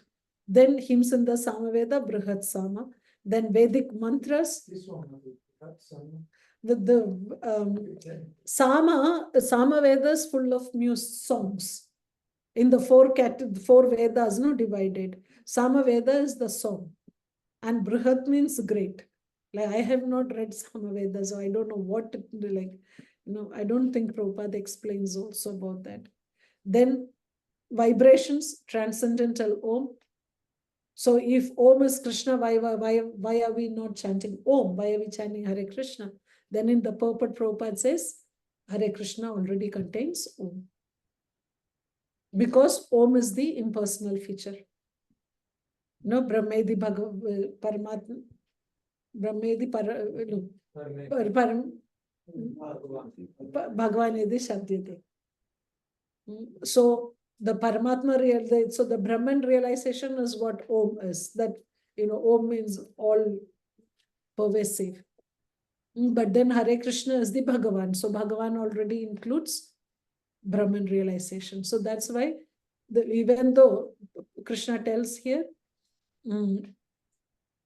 that transcendental Om of all vibrations, Hare Krishna Maha Mantra already includes Om. Then sacrifices, Sankirtanekya, chanting the holy names of the Lord. Jnanam Japayatnyusmi, Japa. So that is why we don't go for all this big sacrifices of creating this, fire and then ghee and all those big things. But then when we are chanting the holy name, that in itself is a yajna. It's a good one for Arya Samaj. Yeah, exactly, yeah. They teach like every morning you have to do your yajna morning, every morning. What's it called? It's quite complicated because you cannot have the fire turned off. Fire should be going all the time. So in traditional Indian houses, some houses where all these priestly houses, the fire has been burning for thousands of years. Yeah, the same fire. And then when they're doing that also, they cannot light a matchstick and get the fire. They have to chant the mantra and get the fire. But for us, chant Hare Krishna and be happy. We don't have to worry about how the fire is kept. So you cannot go on holidays or anything. Someone has to be at home because you need to do that Agnihotra. It's called Agnihotra. Every day morning you have to do the sacrifice. And then, but nowadays they do Agnihotra, like generally when they're teaching here also very different people do that. But then morning Agnihotra, then afternoon eat whatever you want to eat. And then evening drink whatever you want to drink. The next day morning again Agnihotra. Yeah, it happens. No? So they don't say don't eat meat or don't drink, don't smoke, nothing. Morning, the latest ones. But then traditional, it is priestly class. So, but Prabhupada, like Krishna is telling, of all the sacrifices, the biggest sacrifices, chanting the Hare Krishna Maha Mantra. How do we explain this chanting Hare Krishna as the sacrifice? Very good. Huh? Yeah, we are offering. So when we are doing a sacrifice, what are the different things involved? You need to have the sacrificial thing, no? Like fire, yagya kunda. Then you need the fire, then you need the ghee. So in this chanting of the holy name, where is all those? So how do you explain to these people who does all these sacrifices like that? Where is it?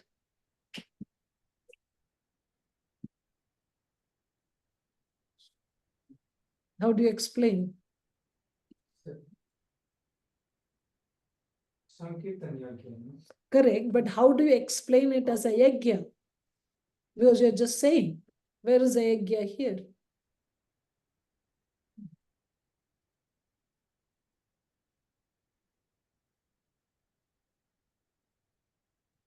when we are chanting, you're chanting the holy name. That holy name is the ghee. And which is the sacrifice, this fire, this thing? Hearing, no. When we chant, we have to hear. So the ears are the sacrificial thing. And the spoon is the tongue. So that's how it is a sacrifice.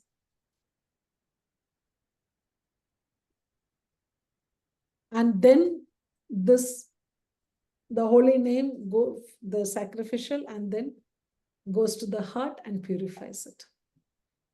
Krishna is happy. The whole process is bona fide fully, because a lot of time people think Hare Krishna is sentimental and they're not doing it. There is Yeah. clear cut. Yes. So every time when we are chanting Hare Krishna, we are actually doing that sacrifice. Offering to the Supreme Lord in the heart. And then Chetudarpana Marjan. Okay, it cleanses the mirror of the heart. Hare Krishna. Yes, Rosa. Is it possible for you to just repeat the Yes. specific parts? Thank you. Yes, Prabhu. So in a sacrifice, we need the, what do you call that? The Yajna. We need the ghee, we need to have the spoon, we need to have the Yajman who is doing the sacrifice, and then the fire where the ghee is put.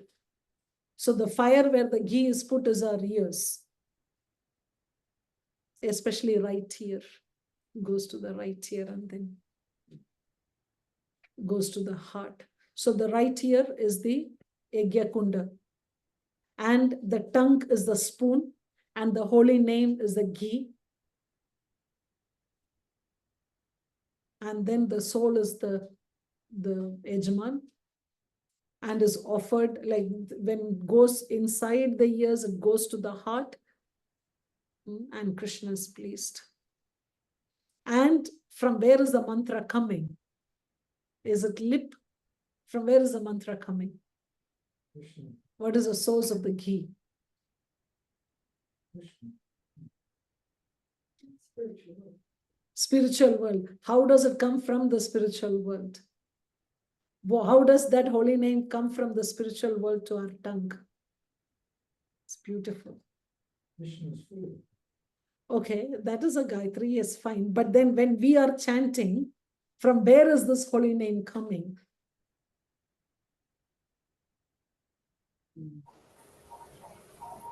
Yeah, correct. From the heart, spiritual master. That is a mantra diksha. He takes the name from the spiritual world, puts that seed in the heart, and that holy name is coming from the mouth and then going to the ears. If we don't have a spiritual master, is he still giving it there even though we have it? Yeah, Is he still giving it to us even though That, we yeah, haven't acknowledged it? that's a difference, no? Yeah, that is why initiation is not like it's very difficult to get that without initiation. We feel very sincere and all those, but then when you take initiation, it's so easy. So easy. Because of spiritual masters put that, and then from there it comes.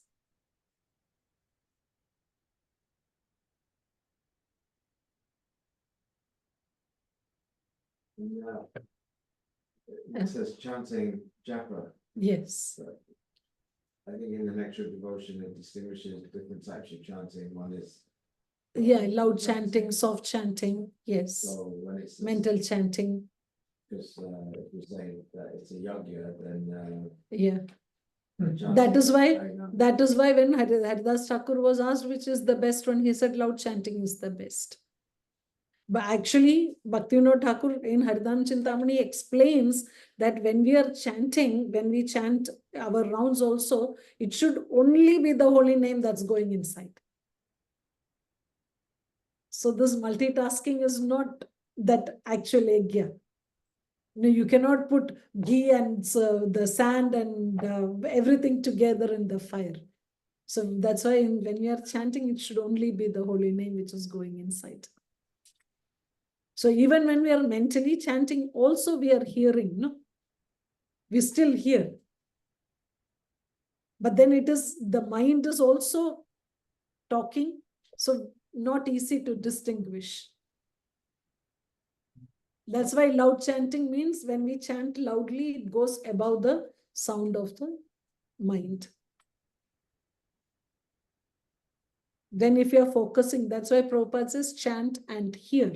Like, see, Prabhupada, amazing how he puts this big thing as a small one. Chant and hear.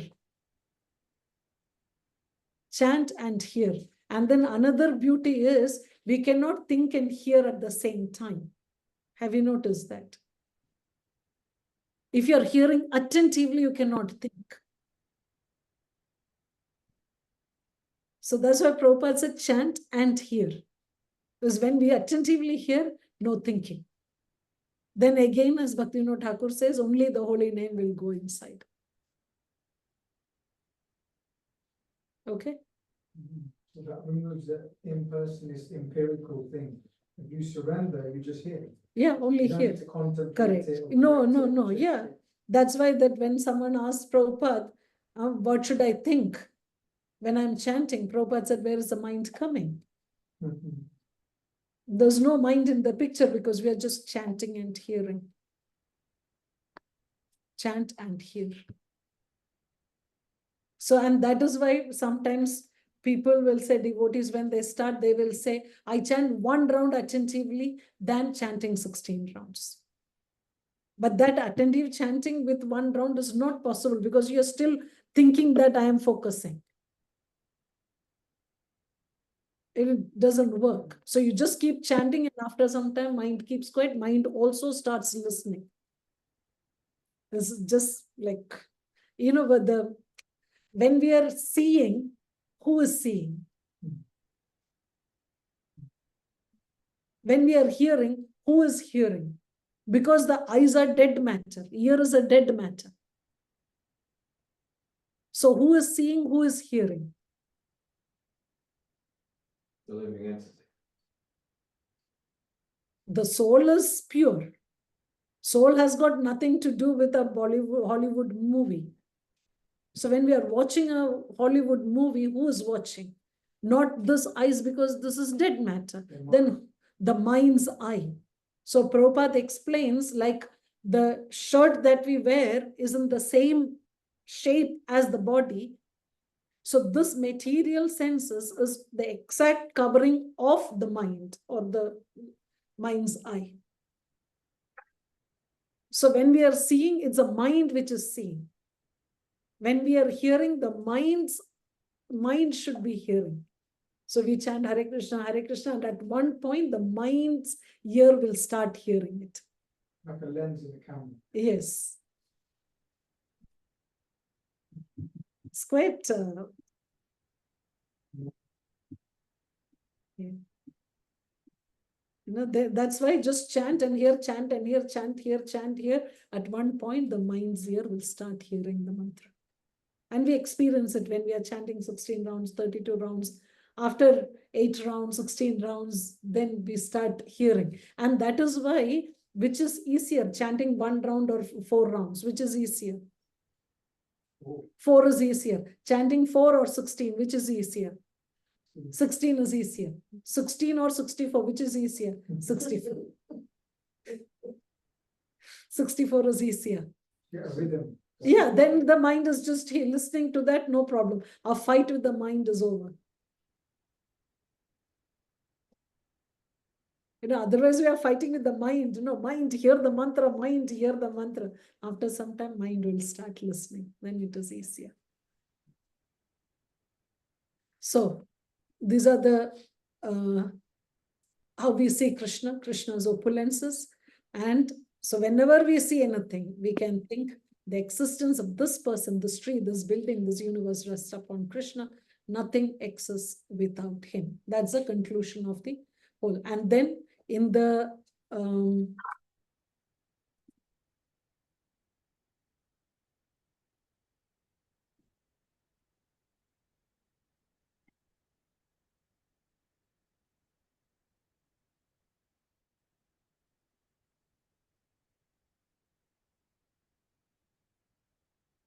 the last verses, Krishna is telling, know that all opulent, beautiful and glorious creations spring from but a spark of my splendor.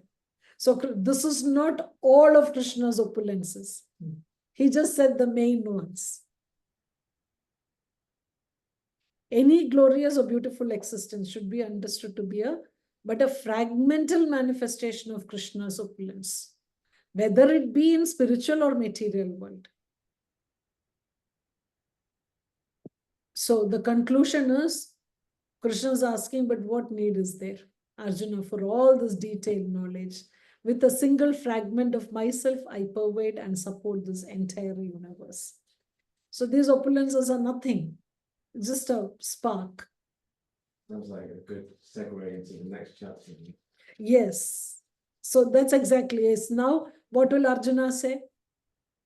Krishna, you have spoken so much. Can you please show me? Because anyone can say all this. We can also say, you know, of all the generals, I am Skanda. Okay, fine. And we have got so many imitation gods also like that. Who will say, I am like this, I am like that. I can show the universal form.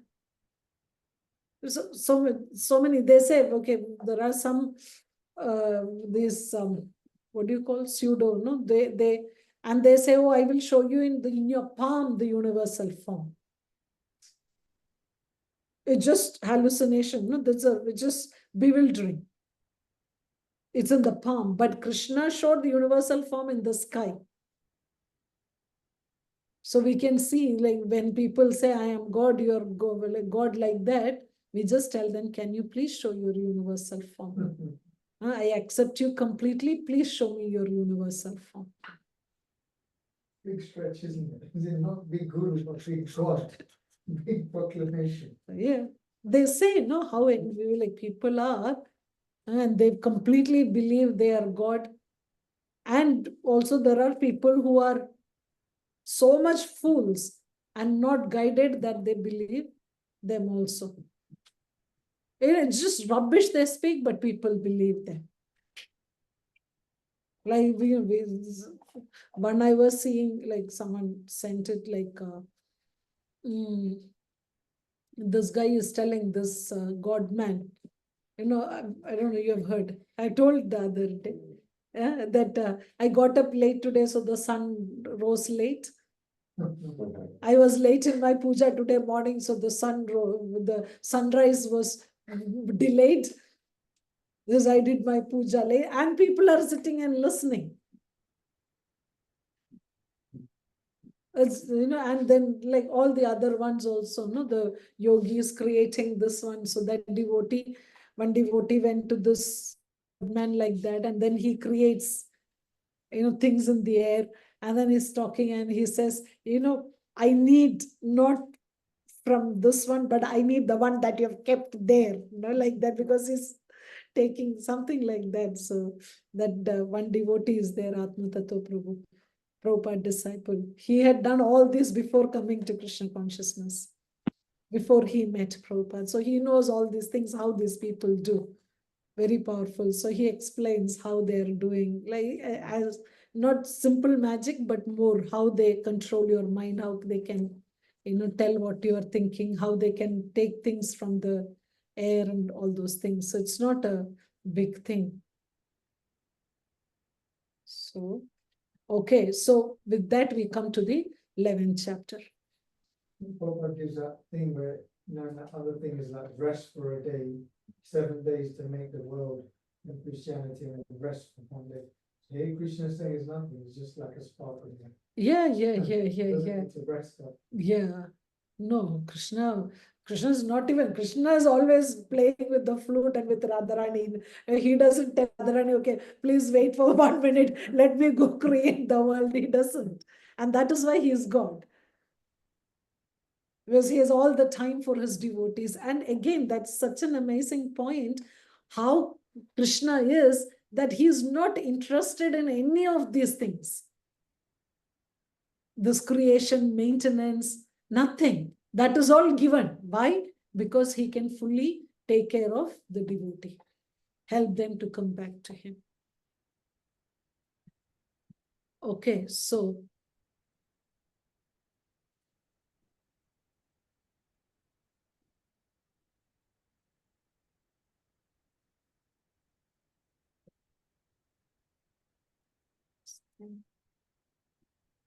pen is okay, no?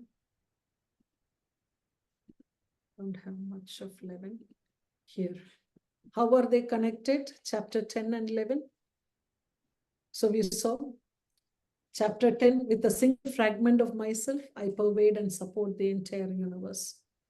So Arjuna is asking, can I see?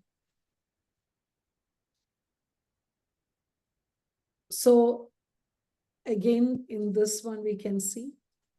I'll just tell the sections more. So in 11th chapter, 5 sections. First, Arjuna is requesting Krishna. Can you show?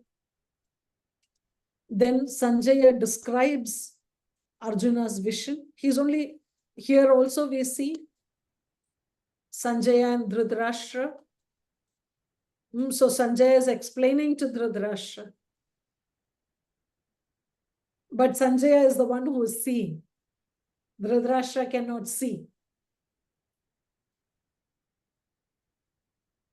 But Vyasa gave him the choice. Do you want to see? But Dhritarashtra also knew that his sons will die and he had to see it. So he said, I don't. Otherwise, instead of giving to Sanjaya, Vyasa could have given to Dhritarashtra, no? The divine vision to see. But Dhritarashtra said, no, don't give me, because he knew his sons will die and he will have to see. So he said, I don't want to see the death of my son, so I don't want to see. Let Sanjaya explain to me. So that is why here, see, Sanjaya is a devotee. He gets the opportunity to see this Vishwarupa. He's a disciple of Vyasa. A disciple of Vyasa. So that is why Sanjaya's description of Arjuna's vision. Sanjaya is seeing what Arjuna is seeing and then explaining.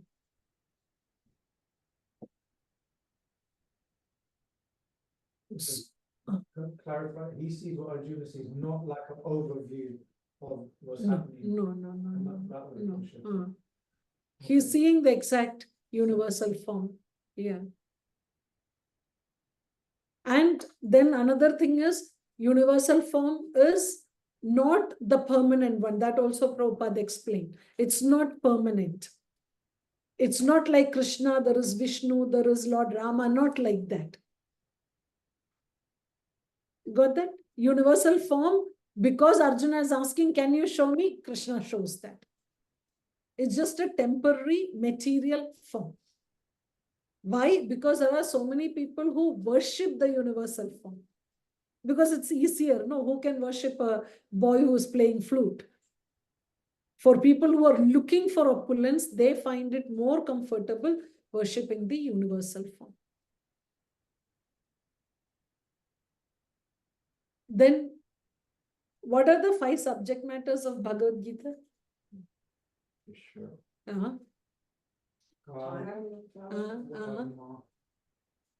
Jiva, Ishvara. It should come. Ishvara, Jiva, Prakriti, Kala, Karma. God, that we have seen in Bhagavad Gita in different places. Krishna is telling, I, God is telling. Then Jiva, we've seen in the 2nd chapter, soul details. Then Ishvara, Jiva, Prakriti. Prakriti we will learn in the last section. Nature, enjoyer, consciousness, the 13th chapter.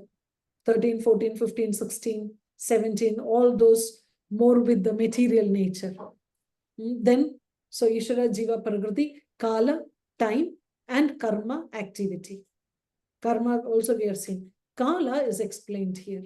There's only 1-2 verses. What is Kala? Kala means time. So Krishna says, time I am the destroyer of the world. Everything is destroyed by this Kala, at time. Great emperor, finished. Time finishes them. No? Then after, so that is that section. Then the next section is 35 to 46, Arjuna's prayers. After seeing the universal form, what is Arjuna saying? And that praise. Huh? I don't want to see it anyway. Yeah, this is too scary. And then last section is only pure devotees. Because Arjuna is telling, I don't want to see this, that those thousands of hands and thousands of eyes, and the mouth is fire and everyone jumping into the fire. It is so scary. I don't want to see it. Then what he wants to see? So Krishna comes to his 400 form, then 200 form. Tava Saumyam Janardana. Saumya means soft, nice, pleasant. This 200 form is so pleasant to see. So Krishna shows that 200 form, Manusham Rupa. So how do we know the original Supreme Lord is 200 form? Because for our material mind, it is easier to worship a 400 form or a 1000 universal form. Easier. Because when we are thinking 200, we are thinking about all other human beings. That is why Krishna is showing the universal form. So who cannot worship Krishna, at least go to universal form. We saw that in previous chapter, no? 3 types. 3 types. Ekatvena, Prithaktvena, Bahudha Vishwadho Mukham. 3 kind of indirect worshippers. One who worship themselves as God, but still they accept some supreme. Then there is the demigod worshippers. And then Bahudha Vishwadho. Bahudha is this one, the universal form. But still it is material. They're worshipping. So,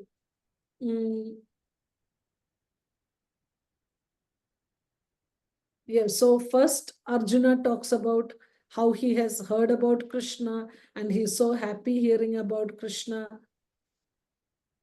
Just by hearing the instructions you have kindly given me about this most confidential spiritual subjects, my illusion has now been dispelled.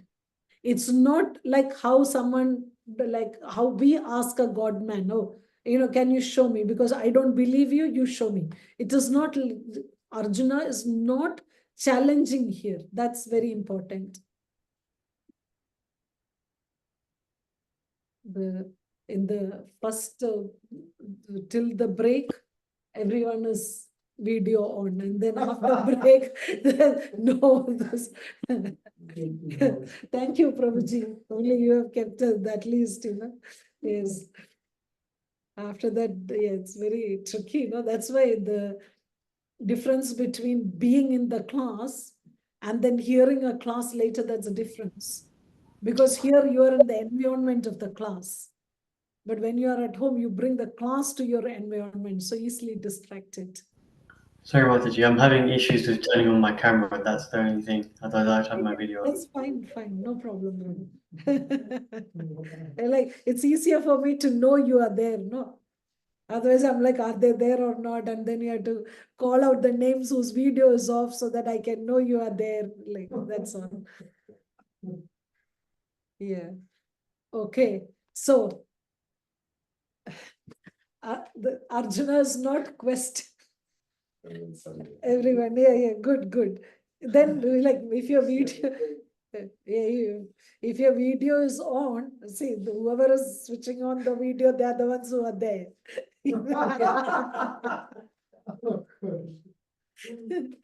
Yeah, so, yeah. Anyway. So Arjuna is not challenging Krishna. Arjuna is not telling, I don't believe you, Krishna, so show me. Arjuna is telling, my illusion has now been dispelled. I don't doubt. Whatever you have said, I accept it as truth. I've heard from you. Again, see 7th chapter, 9th chapter, now 11th chapter, everywhere that hearing is given so much importance. Here Arjuna is telling, I have heard from you in detail about the appearance and disappearance of every living entity and have realized your inexhaustible glories.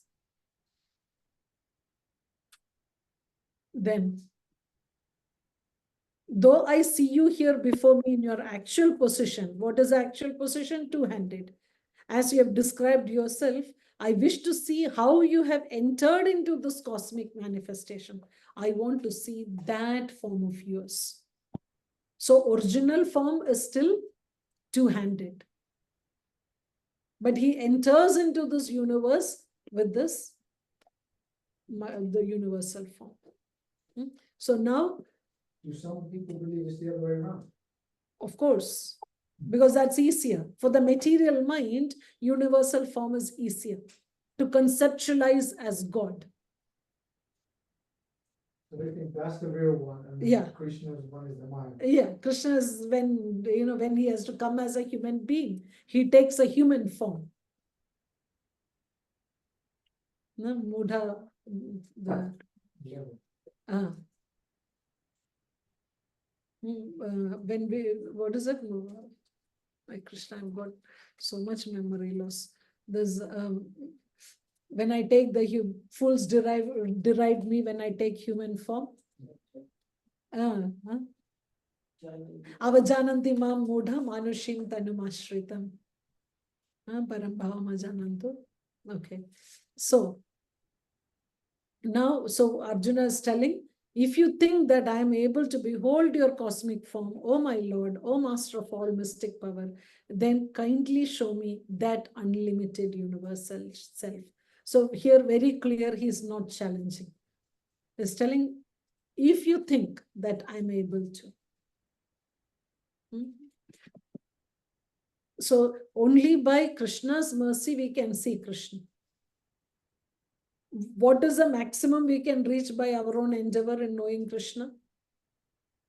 78. It's a loss of percentage. No, like how much, like not percentage, what realization can we get on our own? What in the God realization? Matter and spirit. Okay, then analytically, if you go, what is the maximum you can reach? That is a karmi or a jnani. What is the, not jnani also difficult, but for a karmi, what is the final? Like if you just do your activities and then you analytically neti and all those, where will you reach? What is that liberation that they get? Brahman. Brahman. On our own, we can only reach Brahman.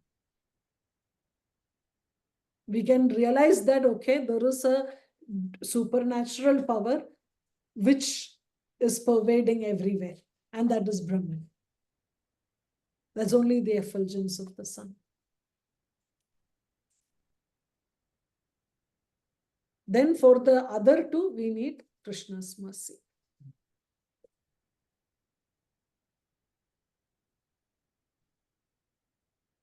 So that is the first.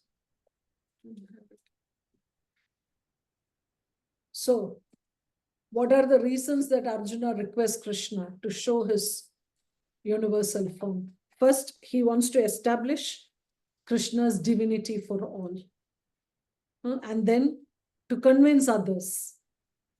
He doesn't have the desire to see, because he is telling, I have seen the two-handed form, I am happy with that. But for others, for them to accept.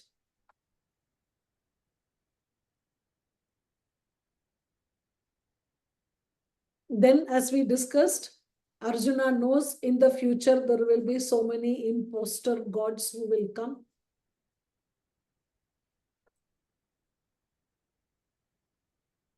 Is Arjuna aware that Sanjay and Dhritarashtra have got the divine vision? He's not aware of that, is he, at the time it's happening? Actually, when does,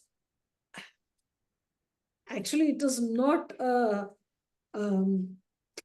what do you call, live telecast.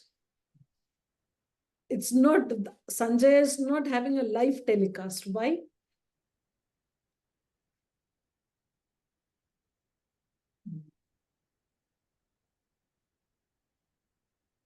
Sanjay is not talking to Dhritarashtra the same time when Krishna is showing. Showing in the evenings.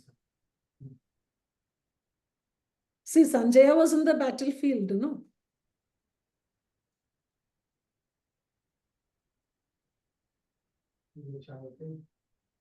No, Sanjaya was in the battlefield. He came to fight. But on the 10th day, when Bhishma fell, he got scared. So he thought, okay, let me go back, tell my master. So what is the translation of the first verse? Bhagavad Gita. Dhritarashtra said, what's the translation after the?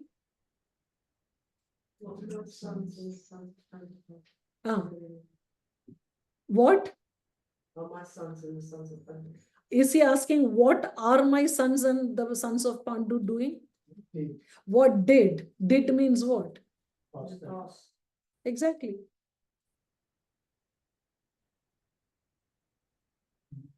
So it's not live telecast, because when was Bhagavad Gita spoken?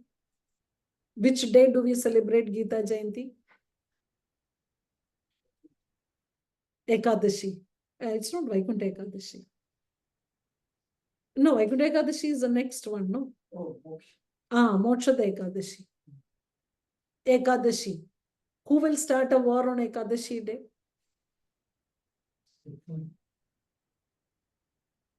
But 10th day Bhishma fell, so he went, and 11th day he spoke. The world came to know about Bhagavad Gita on Ekadashi day, when Sanjaya spoke to Dhritarashtra. If he was there, then why did he need the sight given to him by the Lord? But when he was there, he didn't see all this, no?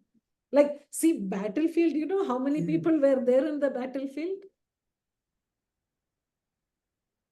Well, how many? 4 trillion. No, how many trillion? 400 billion. What is this 400 billion people?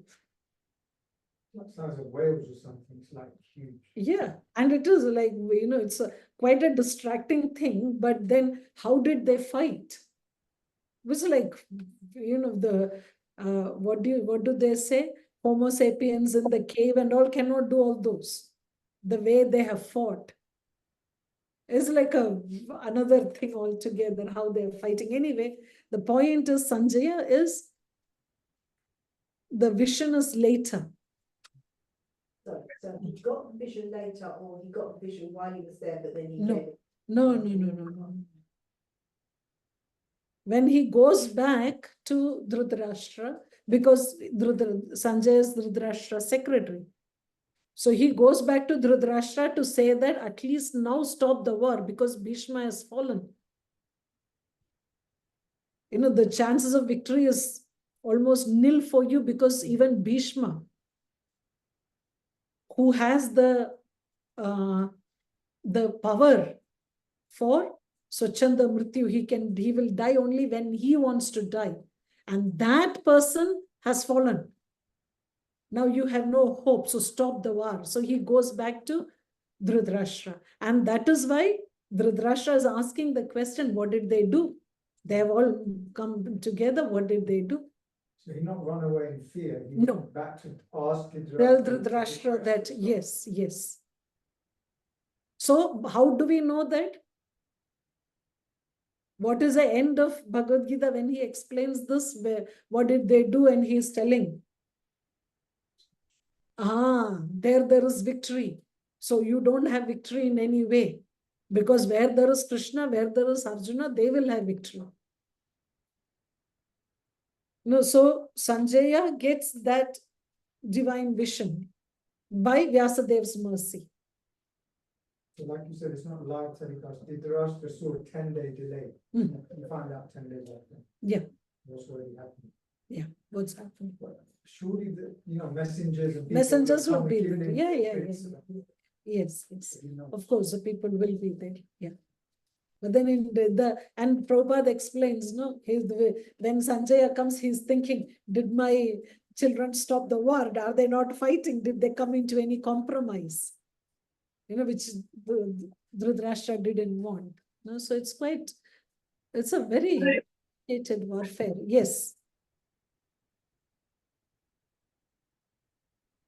Harini, you asked something?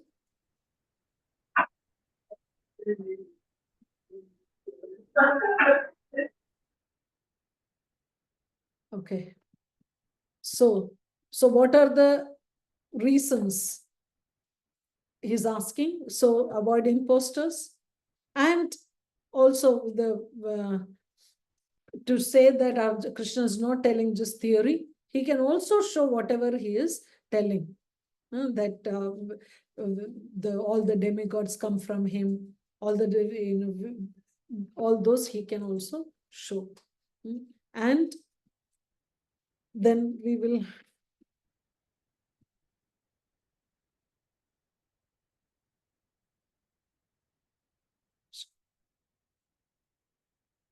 now Krishna is showing his universal form.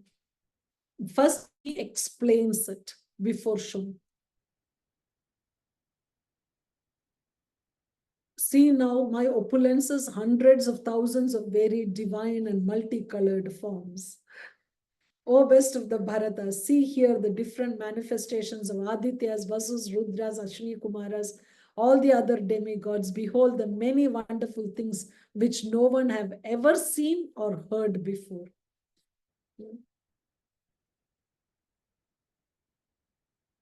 Then, whatever you wish to see, behold at once in this body of mine. So he has not started showing, he is just explaining. The universal form can show you whatever you now desire to see and whatever you may want to see in the future. Everything moving and non-moving is here completely in one place. Then he says, everything is there, but you cannot see with your ordinary eyes. So I will give you divine eyes. Behold my mystic opulence. Then Sanjaya starts explaining what Arjuna saw. Till now he was telling Krishna said this. Now he starts telling what Arjuna was seeing.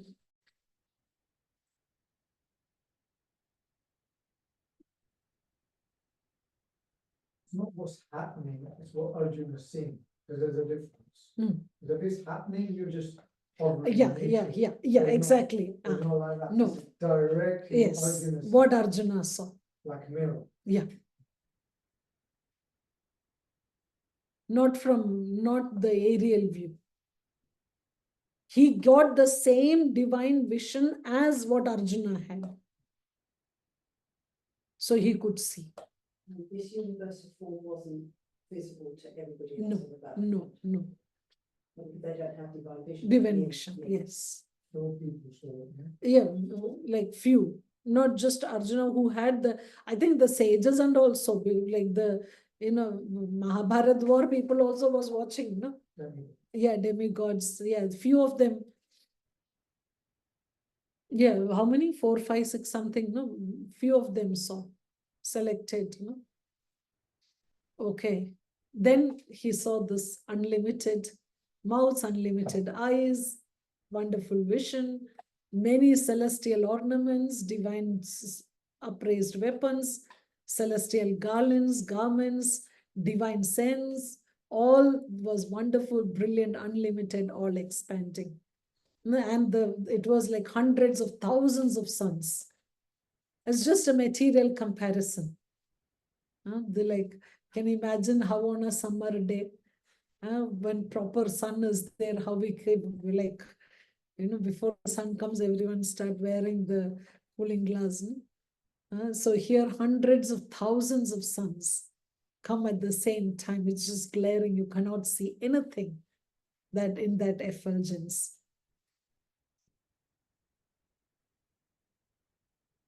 Yeah, so Sanjaya, the Prabhupada is telling that he's explaining it in such a way that Dhritarashtra gets some idea of what is happening.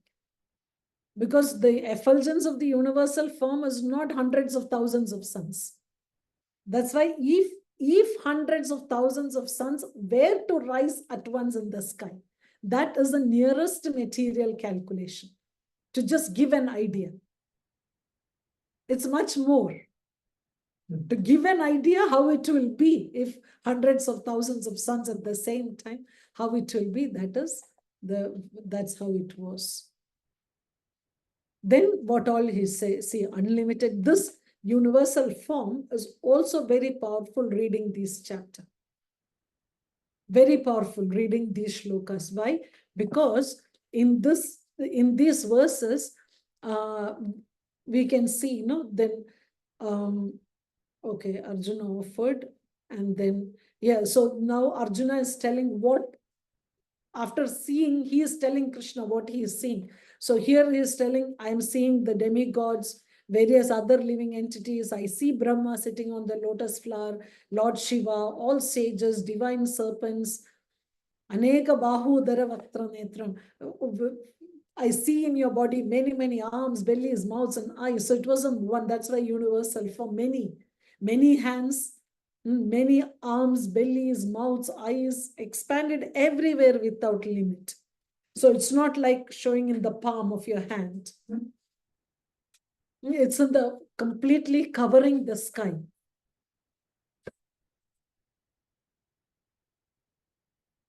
Then your form is difficult to see because of its glaring effulgence, spreading on all sides like blazing fire or the immeasurable radiance of the sun.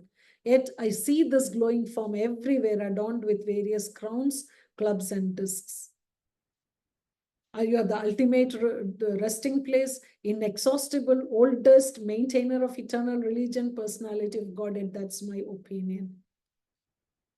So, see, you can see here again, Prabhupada explains here. See, here you can see you are inexhaustible, you are the oldest.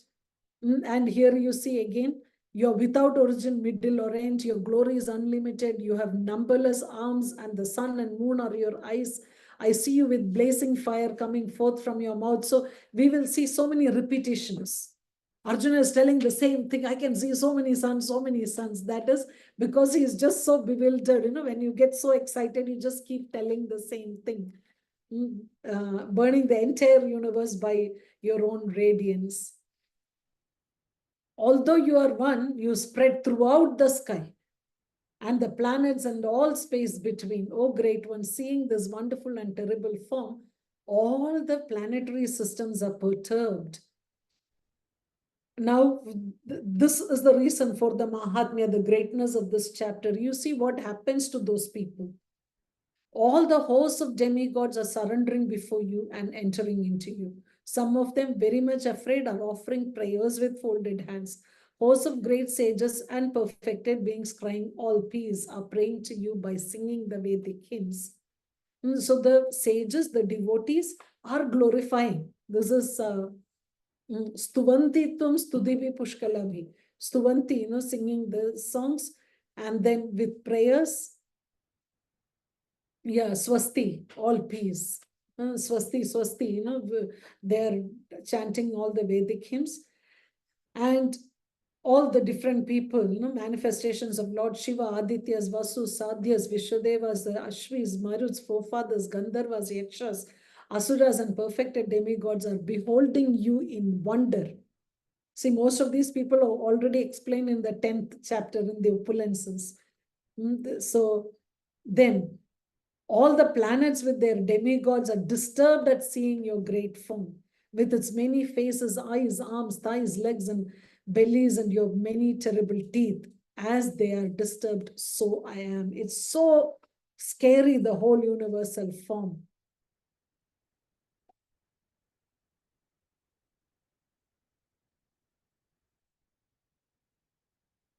So he's telling, I cannot keep my balance, seeing thus your blazing death-like faces and awful teeth.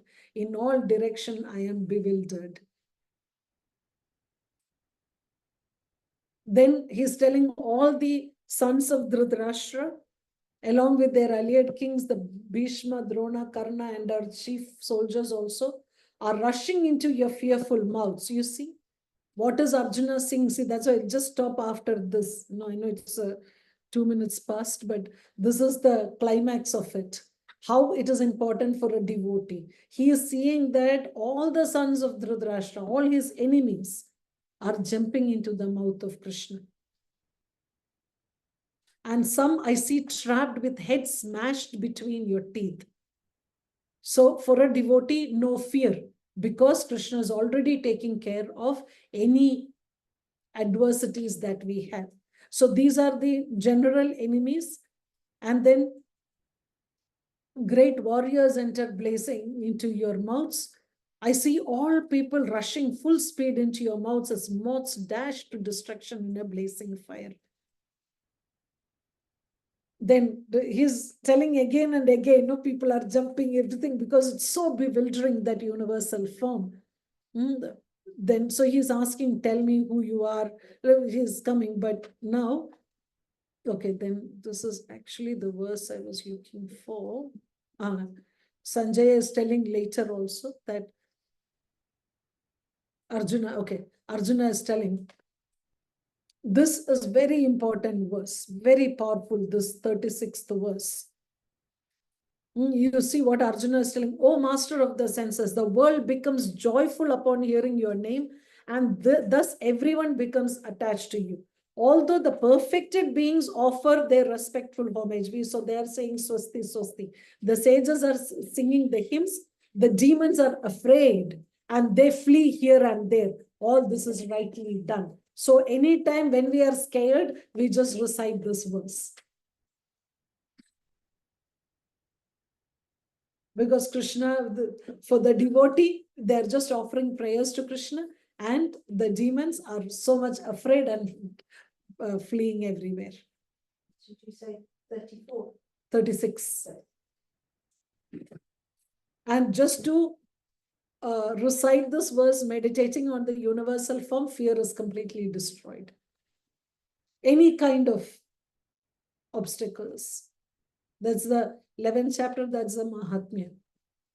All fear gone, because Krishna is protecting us. Is there one verse for each chapter that's a Mahatmya? One main point is there, like how I said 9th chapter. What is the Mahatmya of 9th chapter, did I tell? 9th I didn't say. Oh, 9th is very good. You know what is, which very applicable for us. Because Krishna tells Arjuna why he is telling Bhagavad Gita to Arjuna. What is the reason? Yeah, but why he chose Arjuna to tell the Bhagavad Gita? No envy. That is mentioned in 9th chapter. No, you are my friend and you are not envious. So this 9th chapter, if we recite every day, we will overcome this problem of envy. Gross, subtle, whatever envy we have, everything will be gone. So each chapter will work in one area. Each chapter will work on one area that we need to. Yeah. Like 8th chapter was of the negative energy. If you are affected by sometimes you just feel like negative energy, then recite 8th chapter. Then 9th chapter, envy, and also negative energy, because envy is also negative energy. Overcoming envy or negative energy, you just don't feel like doing anything, recite 9th chapter. So like that, each chapter has, 7th chapter is that snake story, you know, that one millionaire who was a miser, he becomes a snake because of his karma. All sinful reactions are gone by 7th. And what happens, 7th chapter, what the last but one verse, no? Dridhavrata. We become determined in Krishna consciousness if we recite 7th chapter every day. Yeah. Yeah, because it said, no, the Jara Marana Moksha Mamas.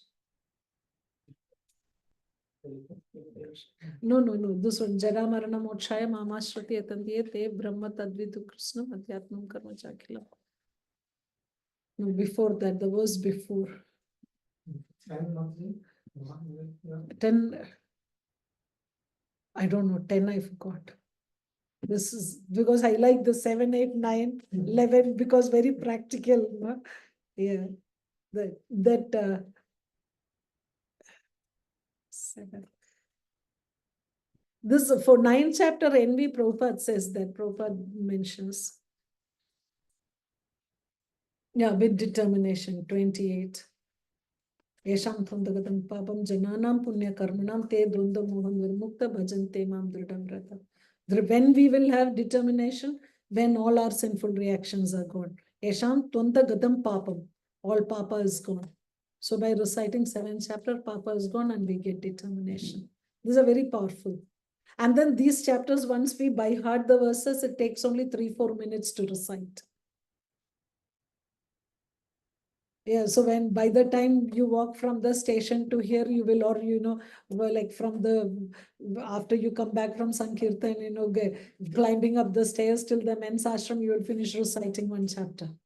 So you don't even have to find another time for it, And the devotees who recite entire Bhagavad Gita every day, yeah, they're not in this material world at all. And then Krishna personally will take them back. Even 1 verse is powerful. And then the shloka memorizing is so good in that way. Then we have no time to think, because always we are learning. And then we'll be happy. And we no longer travel in the tube. Like even when we are traveling in the tube, we are with Bhagavad Gita, we are with Krishna. So one Mataji was telling that when they were doing book distribution, because always people don't take books, in between you're waiting, and then they thought that, okay, we will learn shloka at that time. So they were learning the shlokas and they saw that people were coming and taking them books from them very fast. And they were thinking, today we don't even have to say, they just come and take. Then they remembered, yeah, wherever there is Krishna, wherever there is Arjuna, there is always victory. So very powerful. Okay, so we'll stop here and